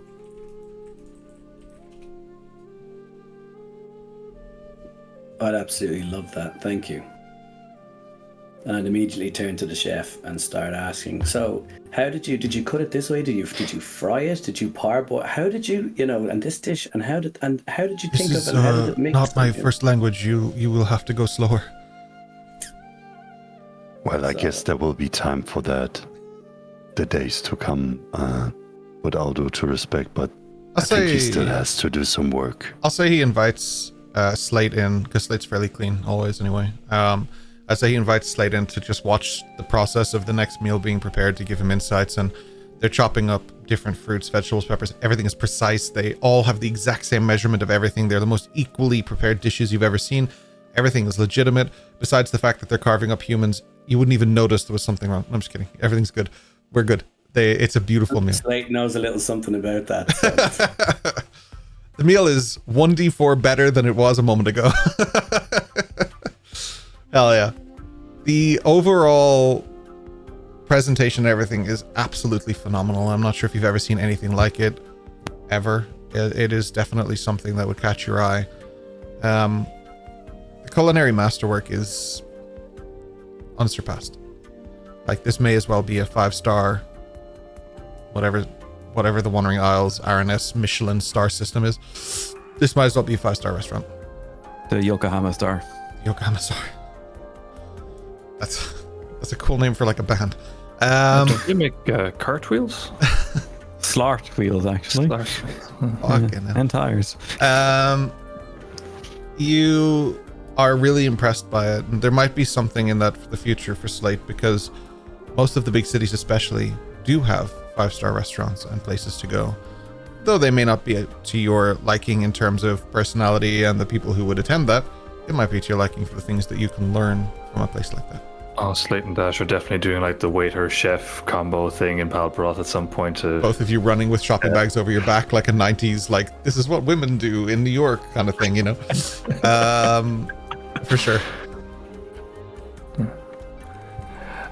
Question, I presume like there's general chit-chat and conversation happening during said meal. Does it come up with Hatsu's sister referencing Palbroth? Because it's something that Kian knows that Dash hasn't, so I'm just wondering if that particular box is... Yeah, you weren't here when she talked about that. Make a perception check. Oh, yeah, I'm good at those. Perception...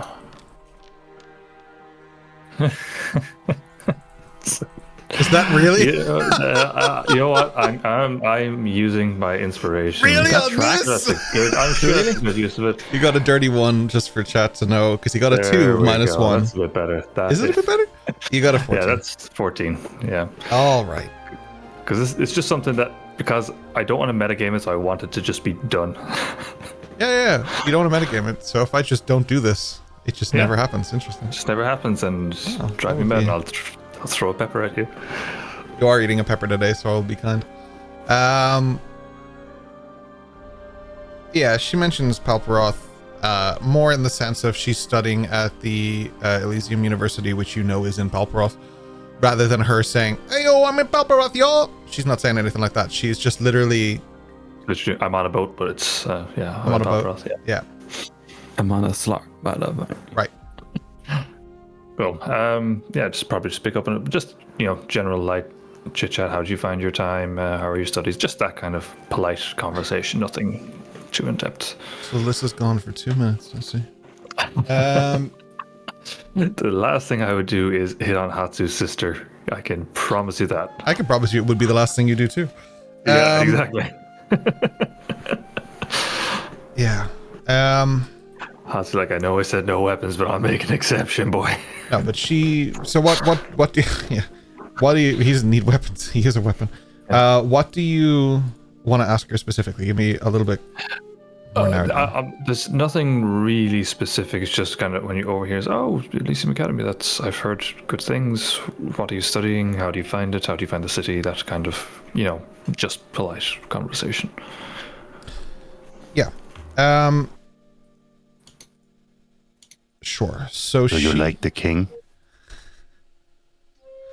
She's not fond of the game. Have you met him? does EO see this? Well, Ramsey. If you want to. Hello. Sorry, my friend. He's getting married next week. I think he's seeking some advice on the lovemaking potentials. I'm not getting married, yes. That's a very... What, lovemaking? That's a hell of a way to start a conversation. Just turn to ask, I'm not getting married. I am in a relationship, but not getting married. Really? You don't see a future? I do, but you don't just jump straight into marriage, particularly not when we're out and about. We'll get to it, I'm sure.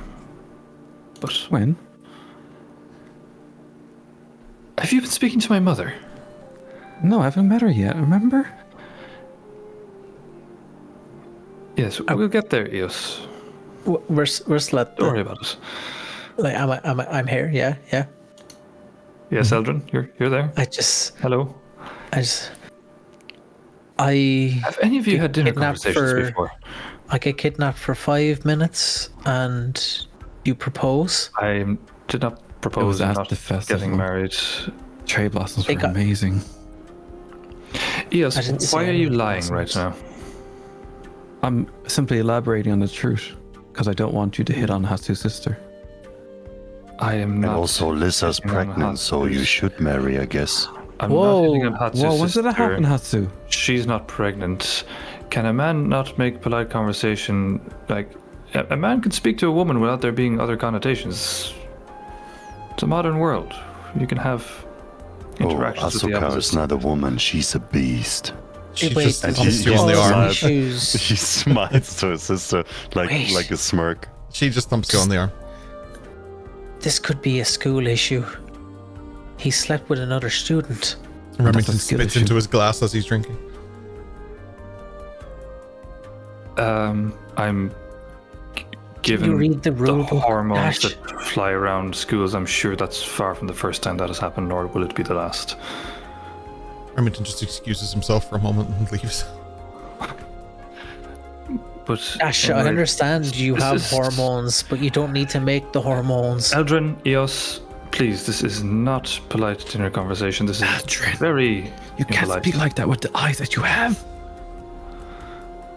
These eyes see everything sometimes. So These sorry, power Asuka. balls are great, by the way. Thank you very much, Hatsu-san. As I eat my one power ball. But Eos I'm goes looking so for chicken hyped. wings. Just remind me of the pronunciation of Hatsu's sister's name. Asuka. Asuka. Apologies, Asuka. I was just curious about your Simon Balbaroth. I gather they're not familiar with generic interactions between humans. Yes. The academy is different, but the education that I get from it is correct.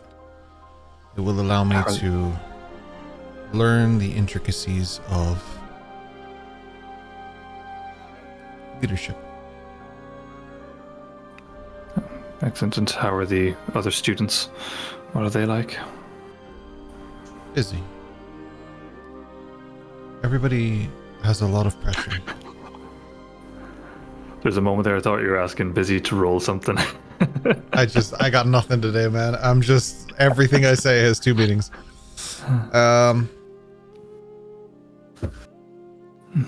Yes. Because I've come across them on occasion just through work, and they often seem, well, self-interested for the most part. Yes, none of them have been seen wearing sunglasses inside. This is new to me, but they all have their own quirks. Wait, do I still have those equipped? Cut across her completely, just interrupt completely out of nowhere and say, wait, you've experienced somebody being like self-obsessed and self-absorbed? Yeah. Just going to point out the sunglasses are not on. I'm just going to point that out. I do have them unequipped. Good to know. Good to know. Yeah. Yes, Slate. It seems to be a common trait in Palperoth.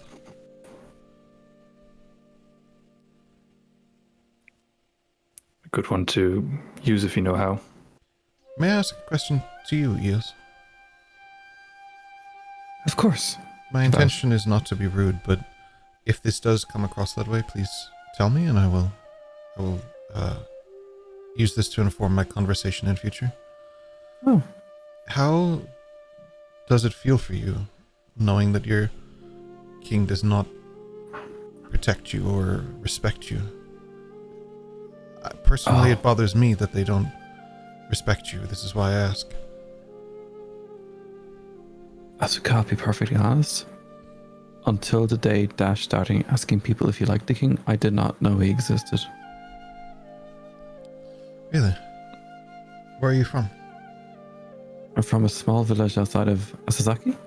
It's by a lake. Yes, it's not far from here.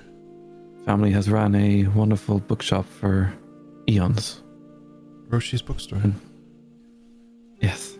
I have been. You've been? I have been. I must have been down the stairs. It's possible we have met. Our paths may have crossed, although I feel like I would remember you. Ah, don't worry. People forget me all the time. It's okay. I will not forget you again.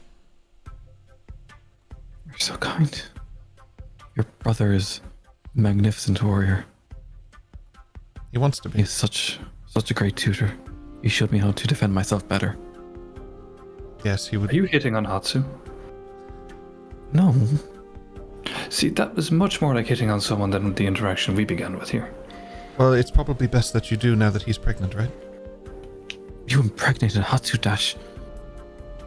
I don't think that is not how it works. He's I'm just the one going to college, so I believe I would know. Where are you sitting? Elysium in Palperoth. Oh, why would you go there? Did you know there's supposed to be a great pyramid somewhere near Palperoth? Yes, in the Badlands. You know of it? Yes, I do not recommend going. Why? You might die. The name invokes chaos. I think the world is chaotic enough that you do not need to seek it. It will seek you, and you must just be prepared for this. To invite such dangers into your own life is to invite dangers into those around you. When you upset a hornet's nest, you do not know the people that the hornets will sting.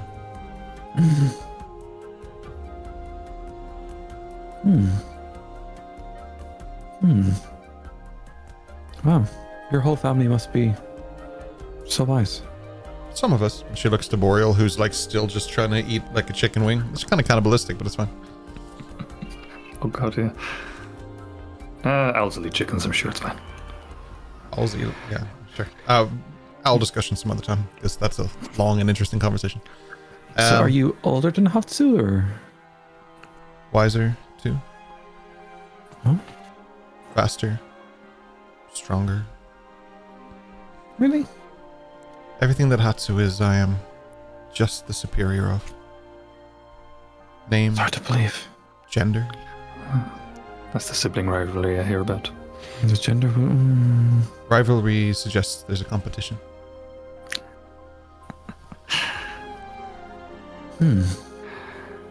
She just nudges Hatsu in a kind of endearing way. As the younger brother, I can't let my sister lose her face, because she's gonna be the future representative of the family, I guess. Not if father has his way. You are the Matriarchal oldest. society. Why do you think you are in Paporoth and I'm in the Crescent Pearl? I believe father thinks the future lies in the teachings of the Maleficums, not in the teachings of a unfair king. You might Kokoro- be wiser than me, but you might not see the whole picture, I guess. Kokoro leans in and she just snaps. No politics. Asuka. And he before Eos goes in, he would just whisper over to her, "You think father is the boss here?" She looks proudly at her mother for a moment and then looks back over as Eos says her name. My species, from what I've read, once believed in a truly matriarchal society. Do you believe such a thing could arise once again? I believe with every generation and the teachings that are passed down from it, we see more and more order brought to the grand chaos of everything we know. Where we are now is so much further than 1,000 years ago and 2,000 years ago. Or 1,500 years ago. That's DM slip up. In the last 1,500 years, we have built societies, and though we do not respect all of the facets of every society and patriarchy and all of these things, we are still very lucky that we do not chase our food every day and pray for survival in a world that tries to beat us down and kill us at every turn. Though I wish for more of our society, they would also feel that safety and comfort. I know because my brother struggles with this, even in our home. And you, Eos, struggle with this too. Because your differences are not as skin deep as the rest. But I believe that with these challenges and with these strifes that you face, that you will be rewarded for them. Those who work the hardest get the furthest. One day when your story comes to an end, I am sure you will look back and see how far you have come, the changes you have brought to this world as well. And I hope that when you look back, you read your story with pride. And that when generations after you come, that they will also read your stories with pride. That is the highest honor any of us could ask for. Eos spends about 6 seconds just staring, and she bows. Thank you so much, Asuka. She picks up a napkin and she wipes her face clean and makes sure she's presentable, and she stands up and she walks past and she places her hand on Hatsu's shoulder. I want this back. And she leaves her belt with her sword on the back of Hatsu's chair as she leaves the room. Just case in point, just kind of force a habit, Dash would kind of stand up as well as she gets up to leave. Just I'm sure he does. Never once said that before. That's a weird time to start bringing that up. Standing up, we've never sat down for a fancy meal before either, so interesting. Then just sits Asuka back down kind of and bows she's- towards everyone and just asks to be excused, and then she leaves. Hatsu, the belt that she has it on has a rather large clasp. It's not something you would particularly wear, but the gesture in it is that you may use her sword for the time being until such a time. As the dinner comes to an end, this is also capped off with the next ringing of the bell. And that's where we'll take our break. A little later than usual, but we will take our break. On that note, we will be back in 10 minutes. We will be continuing the story on the strike of the next bell, which has some exciting things coming, I believe. I hope. We're coming to a close on the New Year's celebrations. I'm interested to see what you guys come up with and what happens next. But for now, we have 10 minutes, and then we come back. We will have about an hour or so left, and then we'll move on to our post-show, where Cian will be eating a Carolina Reaper. We just do a long session that never ends. Just keep going. No, actually, if anything, we'll just end now and just give it an extra hour so we can just watch you for longer. We will take our break. We'll be back in 10 minutes, those of you in the podcast, and those of you watching the YouTube video. Obviously, it's a quick moment for you, but those of you in Twitch chat, please feel free to challenge our boss, win some points, and see if you can beat it better than Cian did solo earlier. He just got absolutely walloped. So yeah, I got him down to half health, so by myself as a bard, I think that's admirable. Just bard things. Yeah, I guess that is just what bards do, to be fair. The prediction is up. Thank you so much for being with us. Thank you so much for all of the gift subs. We've saw so many gift subs, resubs, everything. Technically, we're on the 12-month period. This is actually our affiliate birthday stream, but we're celebrating it on the 17th, which we've discussed before. I won't go into it again. But we are going through all of that, and we appreciate you. It's a long story. It's a long story that I keep repeating. But please, take on the boss, give it your best, and we will BRB. Much love. BRB. Bye. Ciao, ciao. Pepper. And we are back. That was nice and easy. Nice and quick. See, it was totally fine. Definitely 10 minutes, right? Yeah, absolutely. I mean, as far as YouTube is concerned, we didn't go anywhere. Yeah, YouTube. The magic of editing. YouTube. So, we are back. Are there any last minute things y'all want to do before you... Yes, please. I must give Lady Toshitsugu her gift. Cool. So, assuming they've come back with the frames, and I can put it into the frame and then come and present it to her. On their way back, Boreal accidentally trips one over, and it breaks. But that seems about right. No, you, yeah, for sure. You, without issue, they come back framed and everything and ready for you to give. So just as the dinner's wrapping up then and tied it away, then I'll just approach her and Lady Toshitsugu, my mentor in Palproth would never forgive me if I came to dinner and didn't present the hostess with a gift. I'll just hold it out to her. It's a framed picture of like a heron-like bird surrounded by sakura leaves and other flowers. Yeah. You hand it over, it's framed and it looks stunning. You give it to her and she's like, "Thank you very much, Dash Heidman of Palproth. My love, respect to you and to your family. I believe your mother, it's who raised you? Yes. She has done a good job." Thank you. That means a lot. She is also welcome in Sagonotoshi. We would show her Sagonotoshi. We would welcome her with respect. I'm not entirely sure how keen on travel she is, but I'll pass on the invitation when next I see her. Yes, Thank you very much. I would recommend it. This is a very beautiful city. We would make it an honorable trip for her. Thank you very much.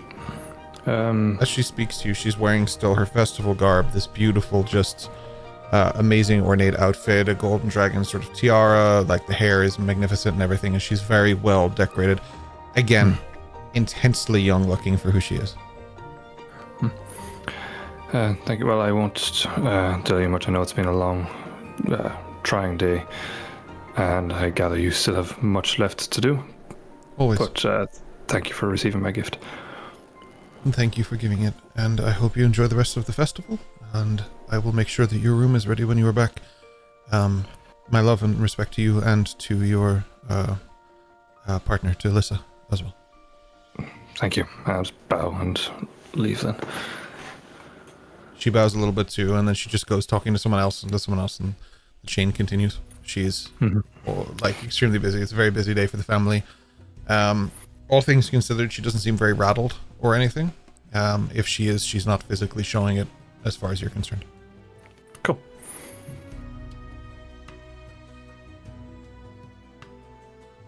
And the rest of you?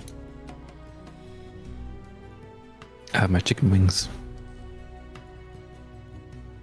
Our ball. Well, I guess we have to start preparing for the next ceremonial thing. So the next bell is gonna be celebration of joy.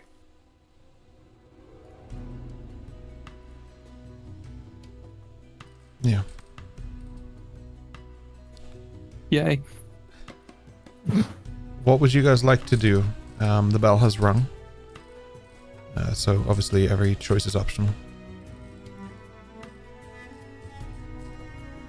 I'm just going to follow Hatsu's lead, really, about where we have to go and what's expected.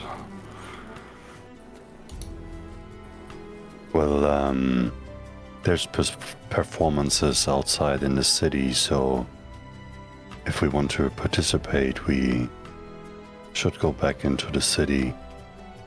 Maybe Eldrin should be in the middle somewhere. And maybe this time we don't let our emotions overflow our conscious thinking. Yeah, Dash. Me? Yes, you. Ah, I see.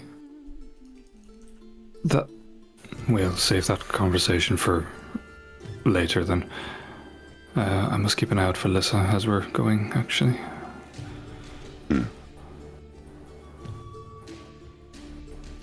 And Hatsu would lead them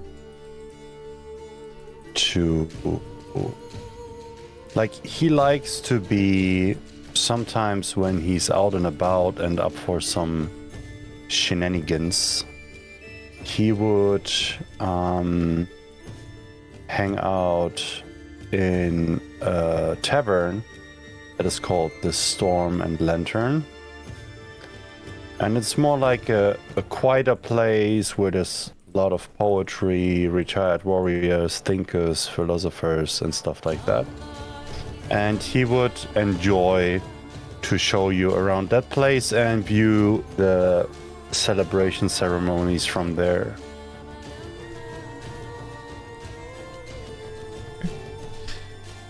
The Storm and Lantern is a beautiful tavern. And it is obviously extraordinarily packed as you all arrive. But there's always space for Toshitsugu. They take you to an area that is kind of off to the side, that is more like its own booth, and it fits you all perfectly. And as always, with any tavern, comes tavern music.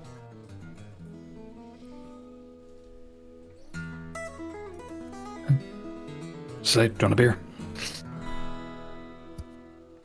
Most Well, there is no beer here. You can have What? sake or tea. Don't think I've had sake. Let's try that. On that note, I believe the stores are open and there should be the menu there anyway for you for whatever you want to choose. And for what's available. Fair enough. Sake it is. Sake it to me, baby. God damn it. Sakura sake. Ooh, that sounds nice. So Dash will offer to buy everyone a drink whomsoever might also enjoy a sake. I'm good, thank you. Yes. Could I have the chicken wings and a Arboris Fizz, please? Chicken wings and Arboris Fizz. Sure. Hatsu, while I'm going to the bar. I wouldn't mind a tea. Okay. Yeah, then Dash will just go to the bar and order those things. No problem. As you order the various things, which I'm sure you're definitely ordering right now. Oh, you actually literally are ordering. Everybody is, it's crowded, it's busy, it's packed. When the barkeep, or the barkeep tending to you, sees that you are actually with Hatsu, things move a little quicker for you, Dash. You're moved up the queue. Nice.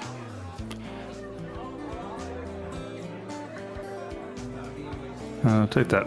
Can't find the tea on the menu, but They just make you a tea. sure, It's okay. Yeah, it's like it's for Hatsu. They're like, oh, yeah, Exactly. yeah. Now tea exists. What you take in when you're here is that this is Hatsu's favorite place. This is the Storm and Lantern. It is a beautiful tavern. It is very ornate in design, and the people here are very sophisticated. There are even people here dressed similarly and akin to Hatsu. This is a beautiful, beautiful place. It doesn't smell of beer. The floors aren't sticky. This isn't that kind of establishment. This is a high-class meadery. And just while I'm at the bar ordering and just waiting for things to come back, I just kind of keep an ear out to see if I overhear any interesting conversations, or if I might note anyone, as myself and Adriana had been doing, that might be worth trying to. You wouldn't have her relieve of advantage their on it things. anymore, but you can certainly take a look with an investigation check to see if you see anybody from her neck of the woods. That was that a 15? So, yeah, you take a bash dash, and you see if you can spot anybody. You do see a few people that look somewhat familiar. Whether or not you want to do this solo is entirely up to you. Yeah. As a reminder, like, what I mean by that is just you don't have a Matriana to bail you out if this goes wrong. So, Yeah, I'll just try. you approach one of the Archon's men. I'll get you to make a stealth check. Oh, sorry, made the sleight of hand first. Good sleight of hand for 28, but Which is, yeah, is that nat 20? that was a nat 20 for the sleight of hand. Go for a nat 1 on stealth, please. How about a 2? Yeah, how about a 2? Okay. A 2 for an 8. I'll let you determine this because you're very good at this stuff. And I really like that about you, Keenan, as a player. So here's what's going to happen, and how it plays out is up to you. The pieces that you are connecting are that whatever you do, you absolutely nail getting a satchel from them. That is not a problem. The coin purse is in your hand, that's fine. But you definitely fuck up your stealth somehow. So in some way, shape, or form, they're aware of you. They're not aware of what you've done. Okay. And seen. Go ahead. So, in that case, what I would do is, kind of, as I'm walking towards them to try and retrieve the satchel, then I guess I would catch that. Okay, they've made me to some extent, or they've caught my eye. So what I would do is keep their eye, and I just walk up to them and be like, Frederick, oh my god, I haven't seen you since, well, last year you were here, weren't you? My goodness, it's been oh my goodness. So sorry. I thought you were my cousin.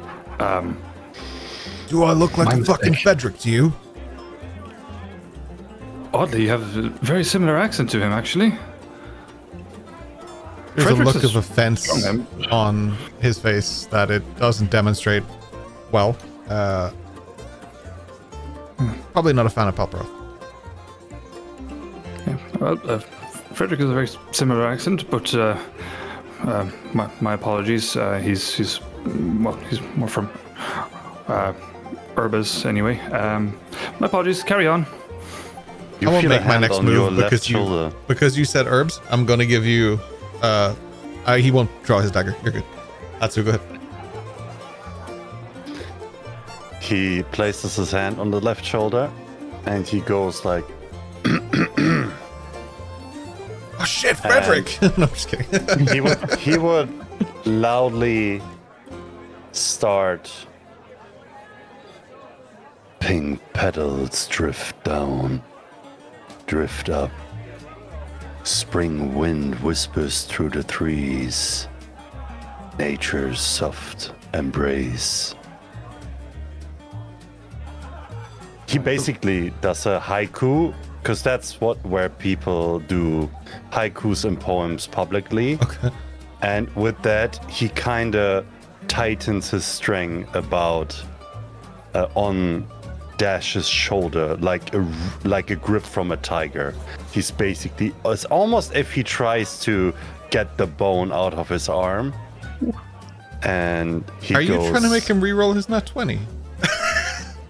I'm trying to make him aware that it's his fucking home.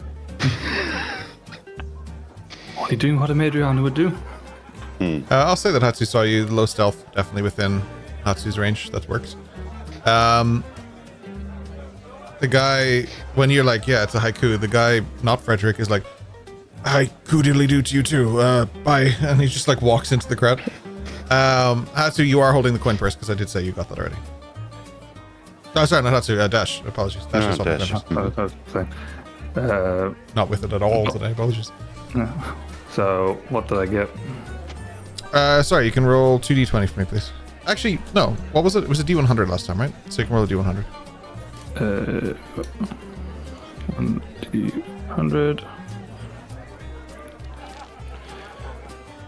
So that is 62. 62 moons it is. It's silver pieces. Yes, thank you.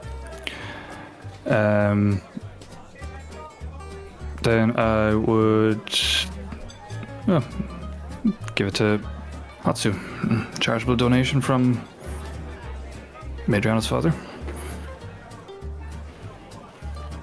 He leans in a little bit. I don't want this. I wanted your word. I told you this is my favorite place. This is my home. I don't care what you do outside to people that don't belong here. But you gave me your word. This man right there, my sensei, he saw you walking in with me. And everything you do and everything you say will get accounted towards my family. And I don't allow this anymore. You rather be my guest and behave like my guest, or you won't be my guest anymore. Do you understand that? I understand that I have not changed my behavior in this regard all day, and there hasn't been a problem with it up until now. Have you stopped robbing people in my house? I never robbed anyone in your house. Exactly. When I tell you this is my favorite place, why do you start it here? Myself and Madriana were doing this all day. In the streets. In places I don't care, from people I don't know. Okay. Ah, see, that's just a misunderstanding. I did not know that this was an extension of your house. Would you like me to put this back on that gentleman? He just leaves. He's very disappointed. Hatsu knows Frederick very well.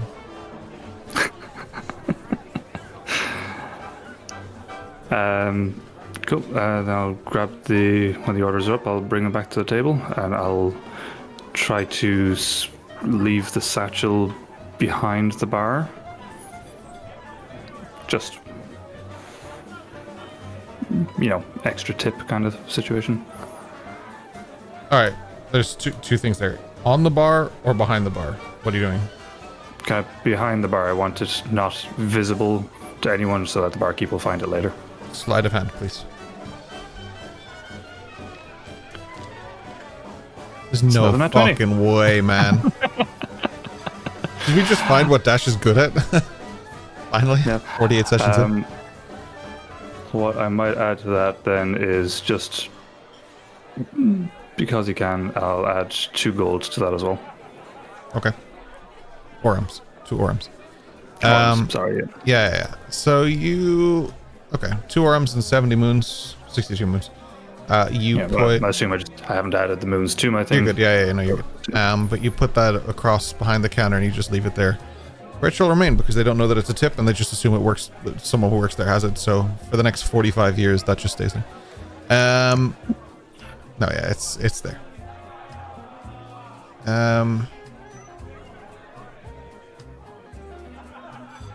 Yeah.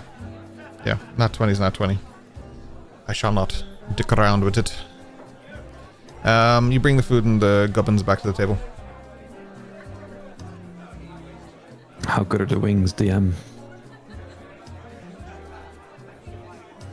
They're seasoned different to what you would think. They're seasoned more like... This is the most ridiculous reference I'm going to make on this show compared to like what it actually could be based on. But you know when you get like... There's these like onion ring things you can get as crisps that have this kind of like... It's actually Thai flavoring. Like they have a dragon on the thing. They taste a lot kind of like that rather than what you would traditionally find here, but they're really good. And I don't remember what they're called, so That's all right. I can't even give a shout out. Orc rings coming soon to the merch store. Orcs don't wear rings. Yeah, Born so with those eyes, Aldrin? what is this gesture? Oh, you're eating the rings. Sorry. No comment. You just said the word no comment. That's a comment. Were you born with those eyes or what happened? Leave me and my Powerball alone. That's all You've I had your need. Powerball. Can't have another one. Are you just savoring it from the dinner? Like you just brought it around with you? Like you're still just holding this one Powerball? I'm just like nibbling a little bit at a time. It's I'm like- savoring it because it's the only thing I have. It's like when babies make a meal out of like nothing and it's just like all soggy and yeah, nice. Appreciate the PTSD, thank you. You're welcome. Look, I didn't mean to want to attack you. That moment, it was that sense, that voice inside of me. I just had to. But how did you end up that way? What happened to you? Nothing happened to me. I was born this way. What happened to you? You're purple. You were born that way, this way. But I know what happened. My mom met a man who looks like me, and sometime later I popped out into this world of hatred and coldness. Were your parents like you? Are your parents like you? Nope, they are not. That's why they homeschooled me. Why they didn't let me go anywhere. Kept me very shielded away from everything because they were very well known in Brixunder and they didn't want any ill feelings towards them or me or anything to affect their reputation, or I don't know. I never really spoke to them about it, but they were always really protective. They did the best they could, but Did you get your goggles made for you, or just find them someday? they were made. My dad made them. Oh. What does your dad do? He was good. He was good at that. Oh, I'm so sorry. No, he was good at that, I said. Oh, okay. Yeah, no, he's Still about? he's still about. I had a weird dream, when I got kidnapped and things and heard screams, like like it was his, like it was hers, and I don't know. They're still about, yeah. Yeah. And your mom? What does she do? You'd like her, yeah. She Why reads. does everyone think I like parents? Well, she reads. You like reading. I like reading. It's common, it's familiar to you. But she's quite protective of me, and I'm different. Maybe she could be protective of you, but I don't know if she's ever seen. I suppose someone who reads a lot maybe would have read about people like you. I don't know. She certainly knew what to do with me and keeping me away from things, even though I was boisterous and tried to get out and about, and they were angry when I went about and got a job and tried to be my own man. And yeah, it sounds very boring, it sounds very weird. I didn't want to show anybody anything because I don't know you guys really long, and I tried really hard to just be like, hey, I'm part of the gang because Remington told me, and it's all good. But now I'm here, and it's like friendship isn't built overnight. Kind of felt like that was going to happen because the way Remington was like, oh yeah, you know, you're part of the gang, yeah, you're like, you know, get in here. And I was just awkward, and I kind of feel like since I've been kidnapped, it's like you've all literally seen me in the most vulnerable state I've ever been in my life, I think, apart from probably the day I was born.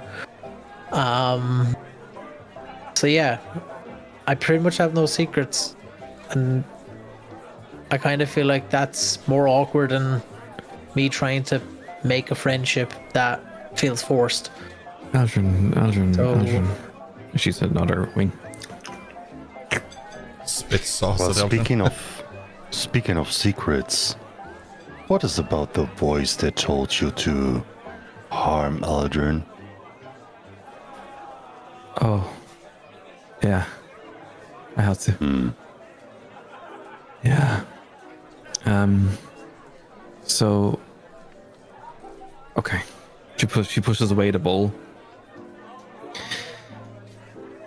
Thrall, the guy you've seen who has the magic wand that can make another of him, he killed me. And as I was passing into what I think is the void, I spoke to me, but it wasn't me.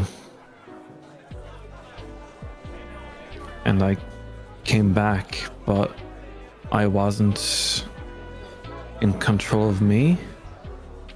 And then I awoke on the ground, and everyone else was no longer there. But they were physically there, but they were no longer present. So you killed them all? I did, yeah. Or the thing that controlled your body when your spirit wasn't there, quite there? They are me, but not me. So what did it say to you when you felt the presence of Minerva and Aldrin? It said run. And I ran. But you stopped me.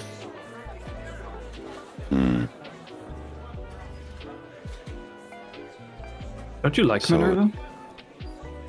I like Minerva a lot. But it seems the other one in you doesn't like her. Might like Minerva more than I'm willing to. Or you're kind of the same path, but you don't know yet. Yeah, And there's. you don't. Your path doesn't lead to Minerva in a way you would think of, I guess. I don't know, Hatsu. The river flows.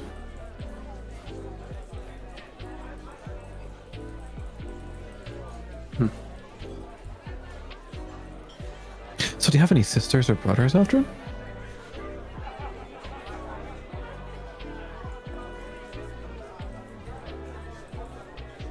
Kyle, you're muted.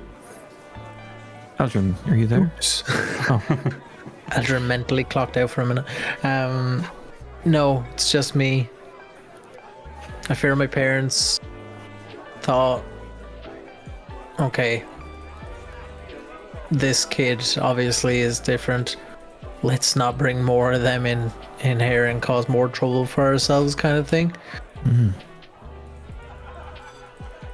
They never mentioned any other kids anyway, for sure. So I'm assuming I'm the only one.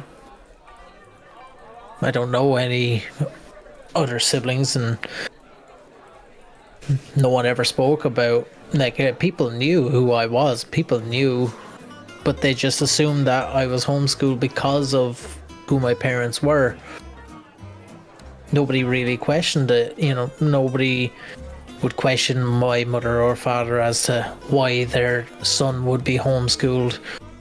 My mother was very well known for her role in society in Brixunder.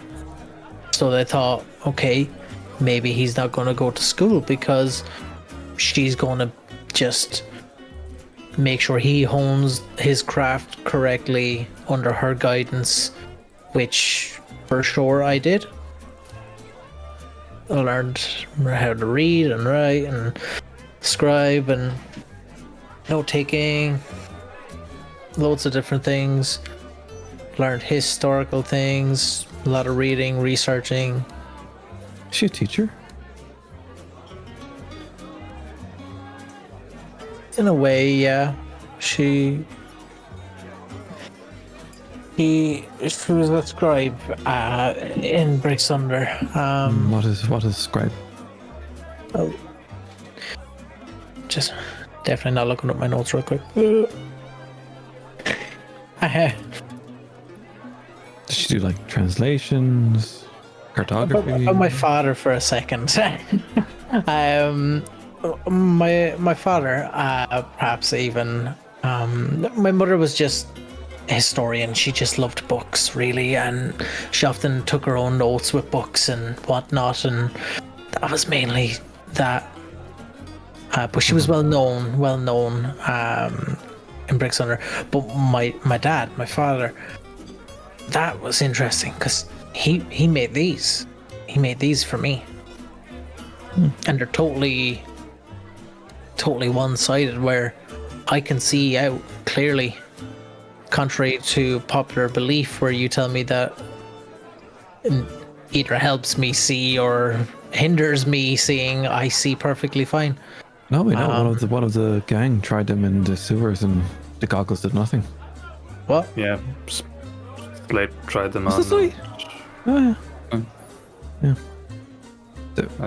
Yeah. Now we know why they're so useless. Well, they're useful for. Thanks. They're useful for you, but I guess if we go somewhere very sunny. Well, I really appreciate that my useless goggles were kept for me. Thank you. They're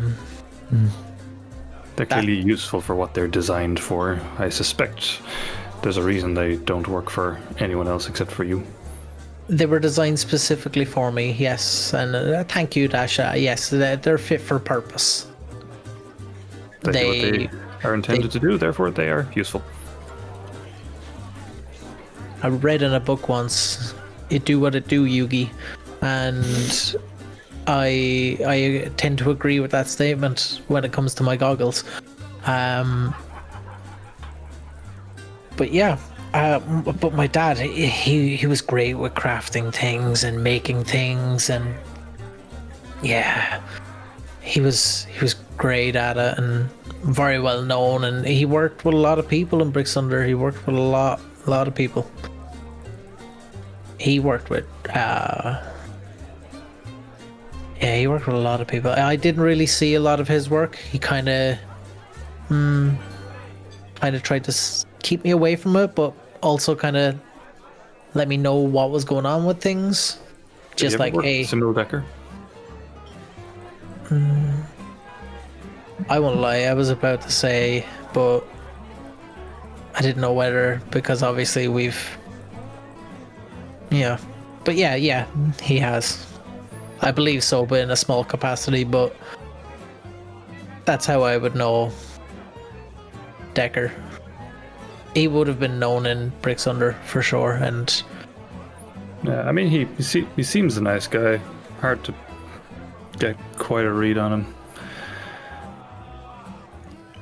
yeah, it's one of those things. And when obviously I'm away from home, and then things that I would have recognized from home are about, I'm like, okay, Brixunder isn't the center of the universe. I get that, and I understand that, but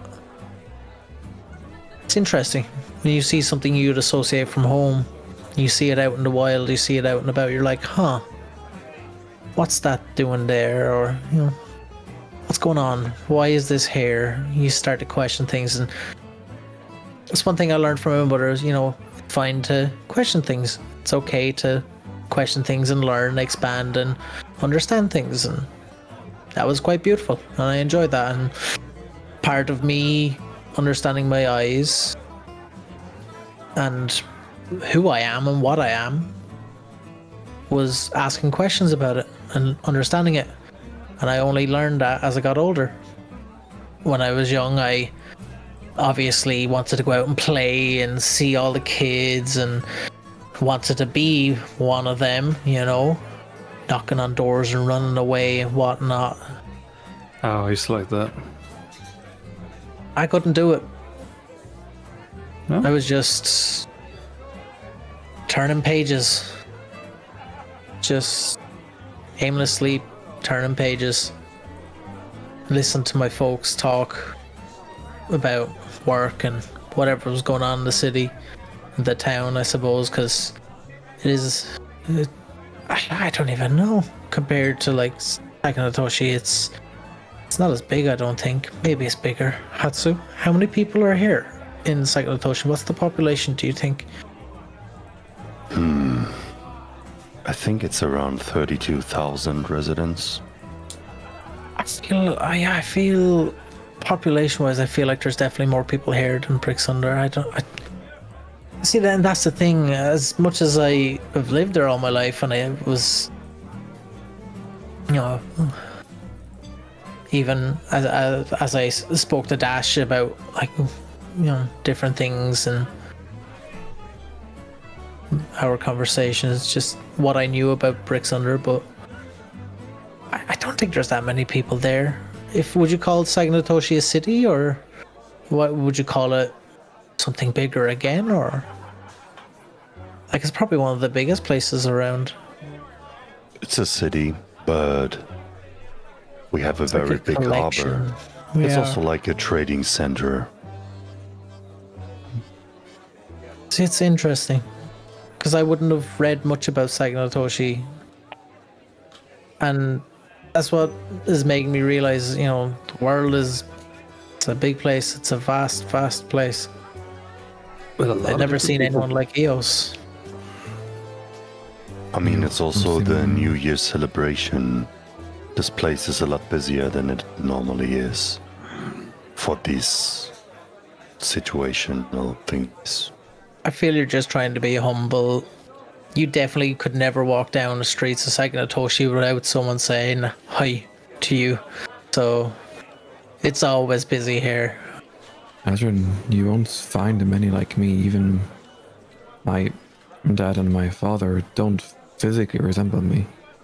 My dad, his mind is like a darker, colder version of me, but apparently in a place called Gonglor, they are supposedly more like me. Supposedly. Is that where he's from, or? No, my father is a hero, a man at sea. My dad But your father and your dad are different people? Oh yeah. It's a situation. So, That's interesting. No, stab in no. the dark. Father being the one whose genetic material you shared, dad being the one who raised you? Other way around. Okay. I would consider my father the man who taught me things, who showed me how to use the sword, how to somewhat interact with people. My dad simply provided the seed to the plants that grew, which became me. Okay, we kind of call That's that a beautiful way of... father thing in Balparoth. I understand it. It's kind of a nice blessing to be one of a kind. That reminds me, I think I might step out and look for Lissa. Yes, when is the engagement party? We're not engaged. Hatsu, quick one before I go. Just pick it up, Dash. Please. Before I go, Hatsu, just to make sure I understand it. Robbing dishonorable people is also dishonorable?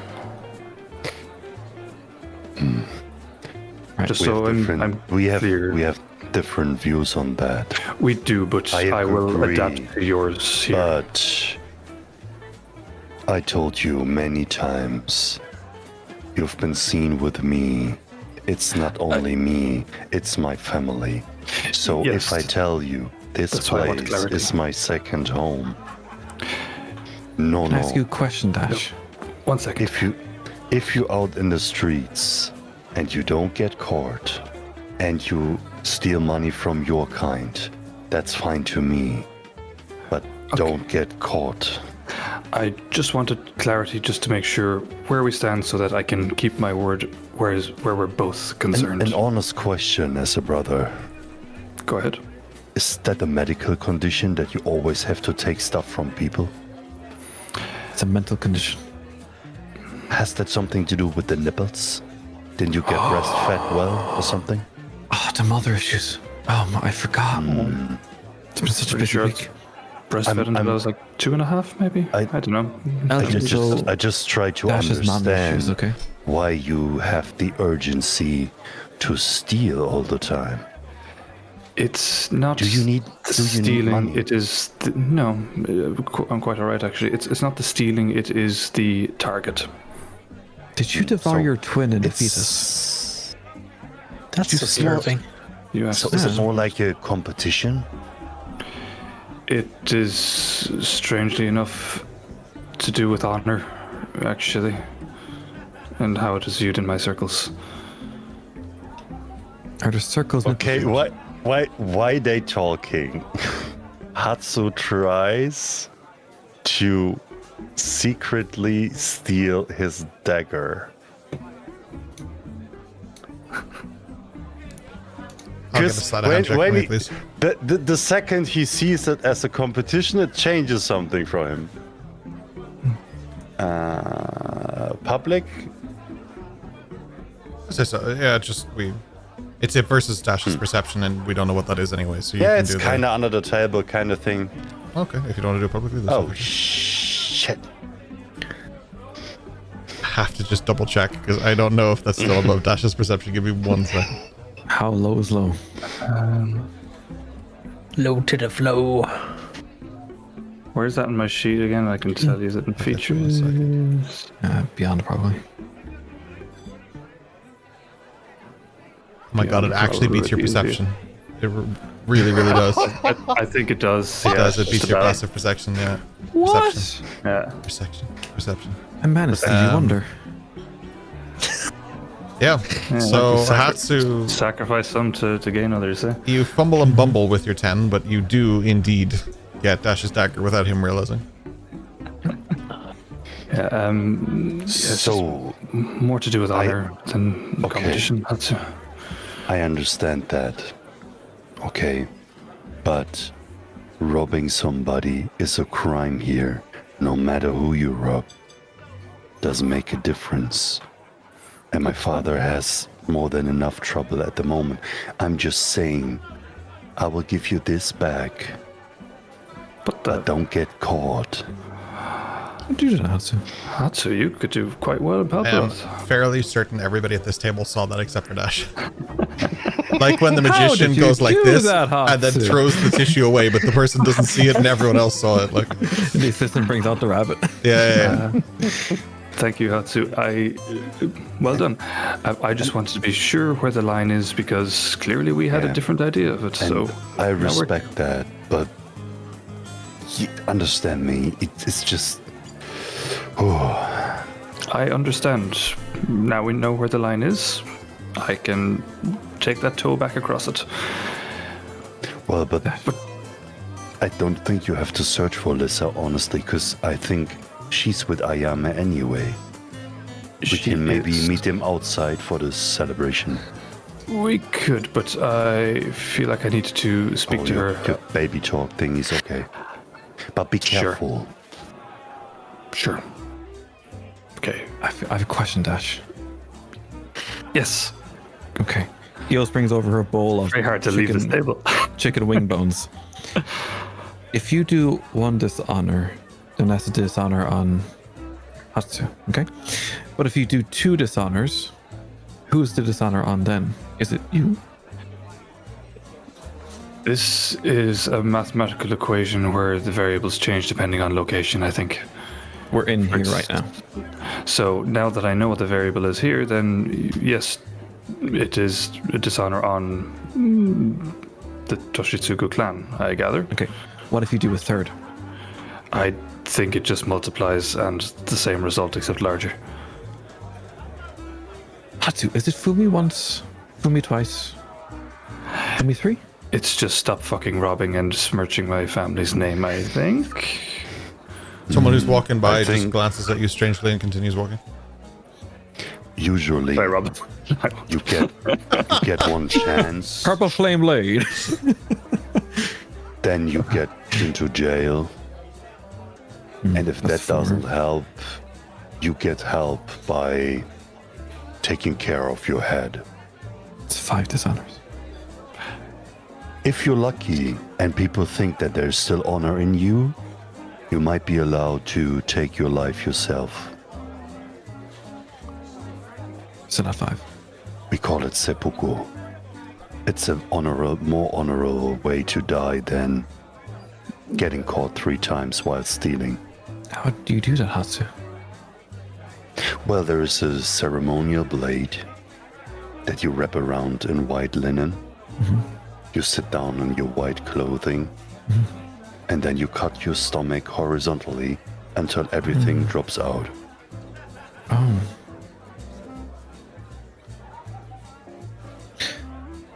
Dash, don't keep dishonoring because Lissa needs a husband. Sure. Okay, I'm gonna go now. I'll find you later, or I'll see you out there. Thanks for the drink. Well, if you are not back within half an hour, we're gonna search for you in the sewers. In the sewers? okay. I'm going. Ciao. Off he goes. I think it's beautiful that when we were talking about people being individual and like one and only and special and stuff, when he thought of Lissa, picked up on that, thought it was nice. Yeah, it's almost he's not the same. Is he learning Hatsu?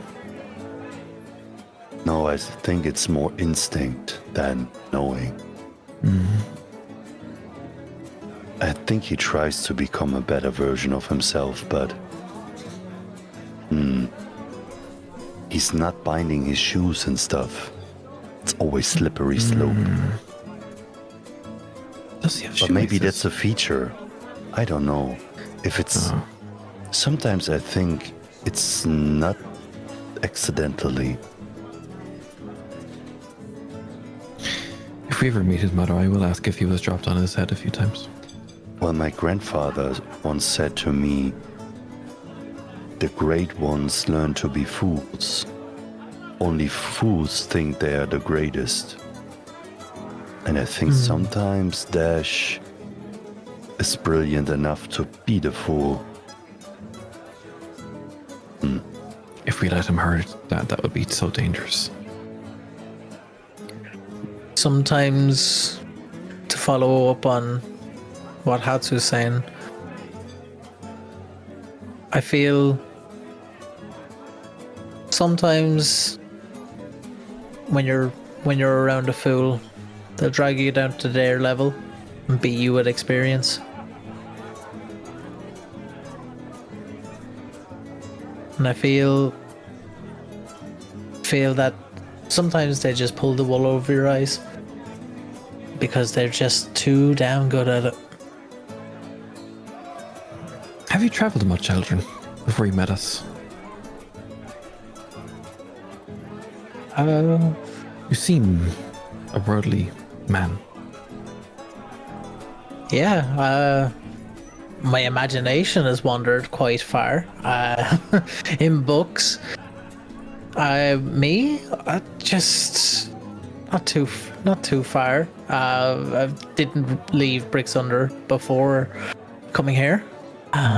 So yeah, just Bricks Under really. But the imagination, of course, is a wonderful thing. So yeah, if I had known. I could soar to the skies. Some starry night, I could have just went anywhere I wanted. I wouldn't have needed imagination. I could have just went. What do you think the stars are? I don't know. Sometimes I look up at them and I see things. I know people say, oh, the constellations. Yeah, sure, I see those, but sometimes I see more than that. Sometimes it's more than just a simple constellation. It's not just a pattern or whatever, but you can see a story of worlds past, gone, and stories of worlds soon to come. Could be just my imagination.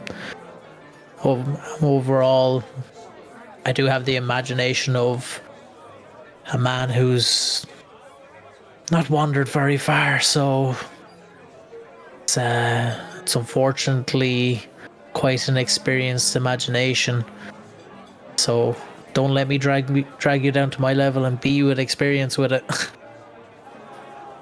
To me, the stars are like Slate. The chosen one? It's not about what you see, it's about what you don't see. And the objects in the sky just give you little hints of what might be coming. To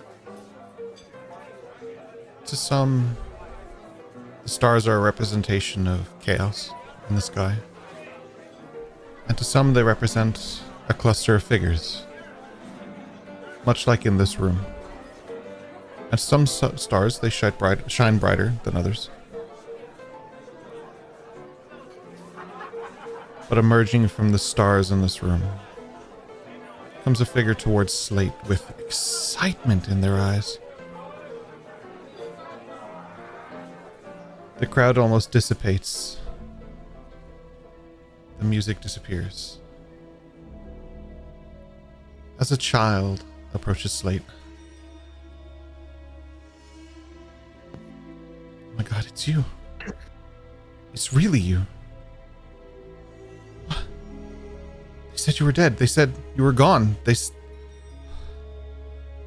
start breathing really fast.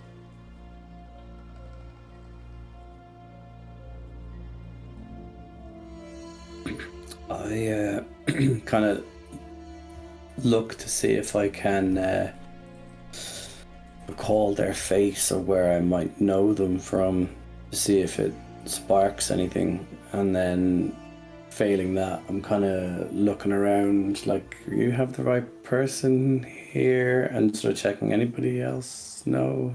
Let's go on and give you a history check, and just because I really like you, Slate, I'll give you advantage. Okay.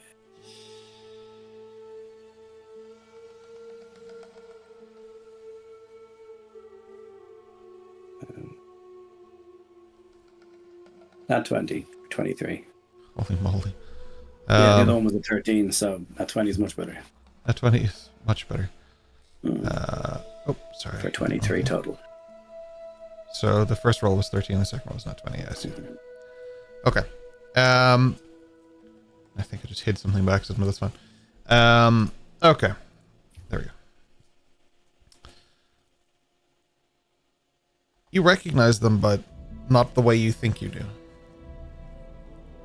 You've seen this kid earlier, in the graveyard, holding the hand of their mother as they walk down the street.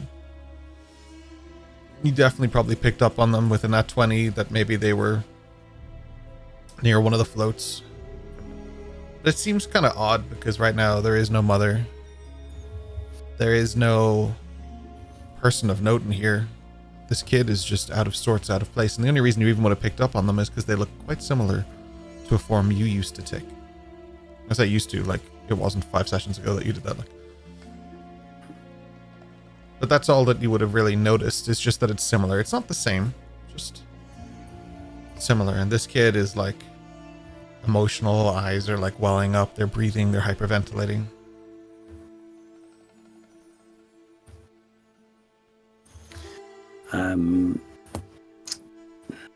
Knowing that, you know, they've approached me, but I've also seen them earlier, and like you say, it's sort of out of place without their appropriate adults or whatever. I'm just looking briefly for what we now know as, you know, telltale signs of either the gauntlet, the tattoo, the scar, whatever it may be, that type of thing. Because so far that seems to be a constant that remains, and something that I share with others of my kind that I have met so far.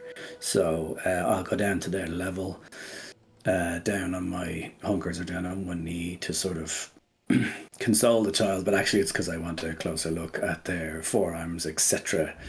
So I'm going to go down close and then be like, oh, it's okay, you know, calm. And as I'm doing that, I'm sort of looking, basically. But it's you. Make a perception check. Again, I'll give you advantage because I just like you that much. Don't know that I want to see anything based on how you say it. That's a 17 and a 19. 19 hasn't come through yet, but I'll go with it. Yeah, I'll take 6 a second to come from D&D Ben. So, with the 19, you definitely see the telltale marks. The same telltale marks you have. So, in response to their it's you, I'm going to stand up and then say, yes, it's me, in kind of a knowing, okay, what do you want? You know? But it's you. My creator, my father. It's you. As I end the session there, I offer one more thing. You. Hey, Kian. This guy. You see what this is? This is stick. And I'm going to give you the short end of this because in just a few minutes, you're going to devour a pepper and feel far worse than Richard does. That is where we are going to end our session for today. And those of you who are curious what I'm talking about, please check out the post show for session 48. Question mark? Yeah. I think it's 48.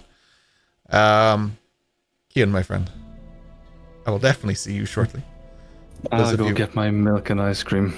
Those of you who are here with me today, of course, Mr. Kyle, Mr. Kian, Mr. Rory, Mr. Busy, Mr. Richard, thank you so much. And as always, you can find their socials in something that's probably going to be posted in the chat in a sec. And I highly recommend following them because they're great. We will in a moment be picking up on the post show where Kian is going to host the post show. Probably.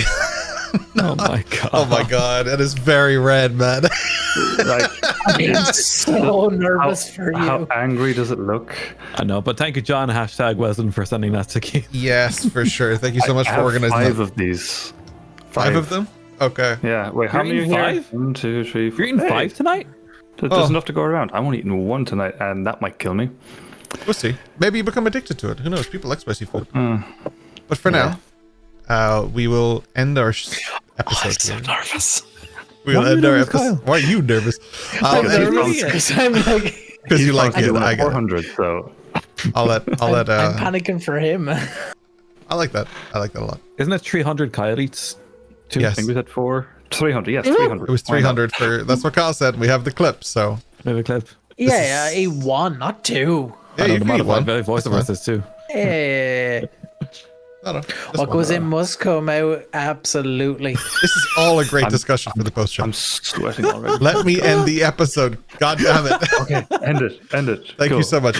We're going to BRB. For those of you watching on YouTube and those of you listening to the podcast, you'll have to find it on the YouTube. Later, it'll be uploaded. For those of you in Twitch, I'm sure I don't have to say it, but stick around because this is going to be fun. We'll be back in about 5 minutes. It's going to be spicy. It's going to be spicy. I'm looking forward to this. We will see you shortly. We shall Ciao, ciao. BRB for those of you here, and for those of you who are leaving us there. Thank you so much. We enjoyed doing this. Take care.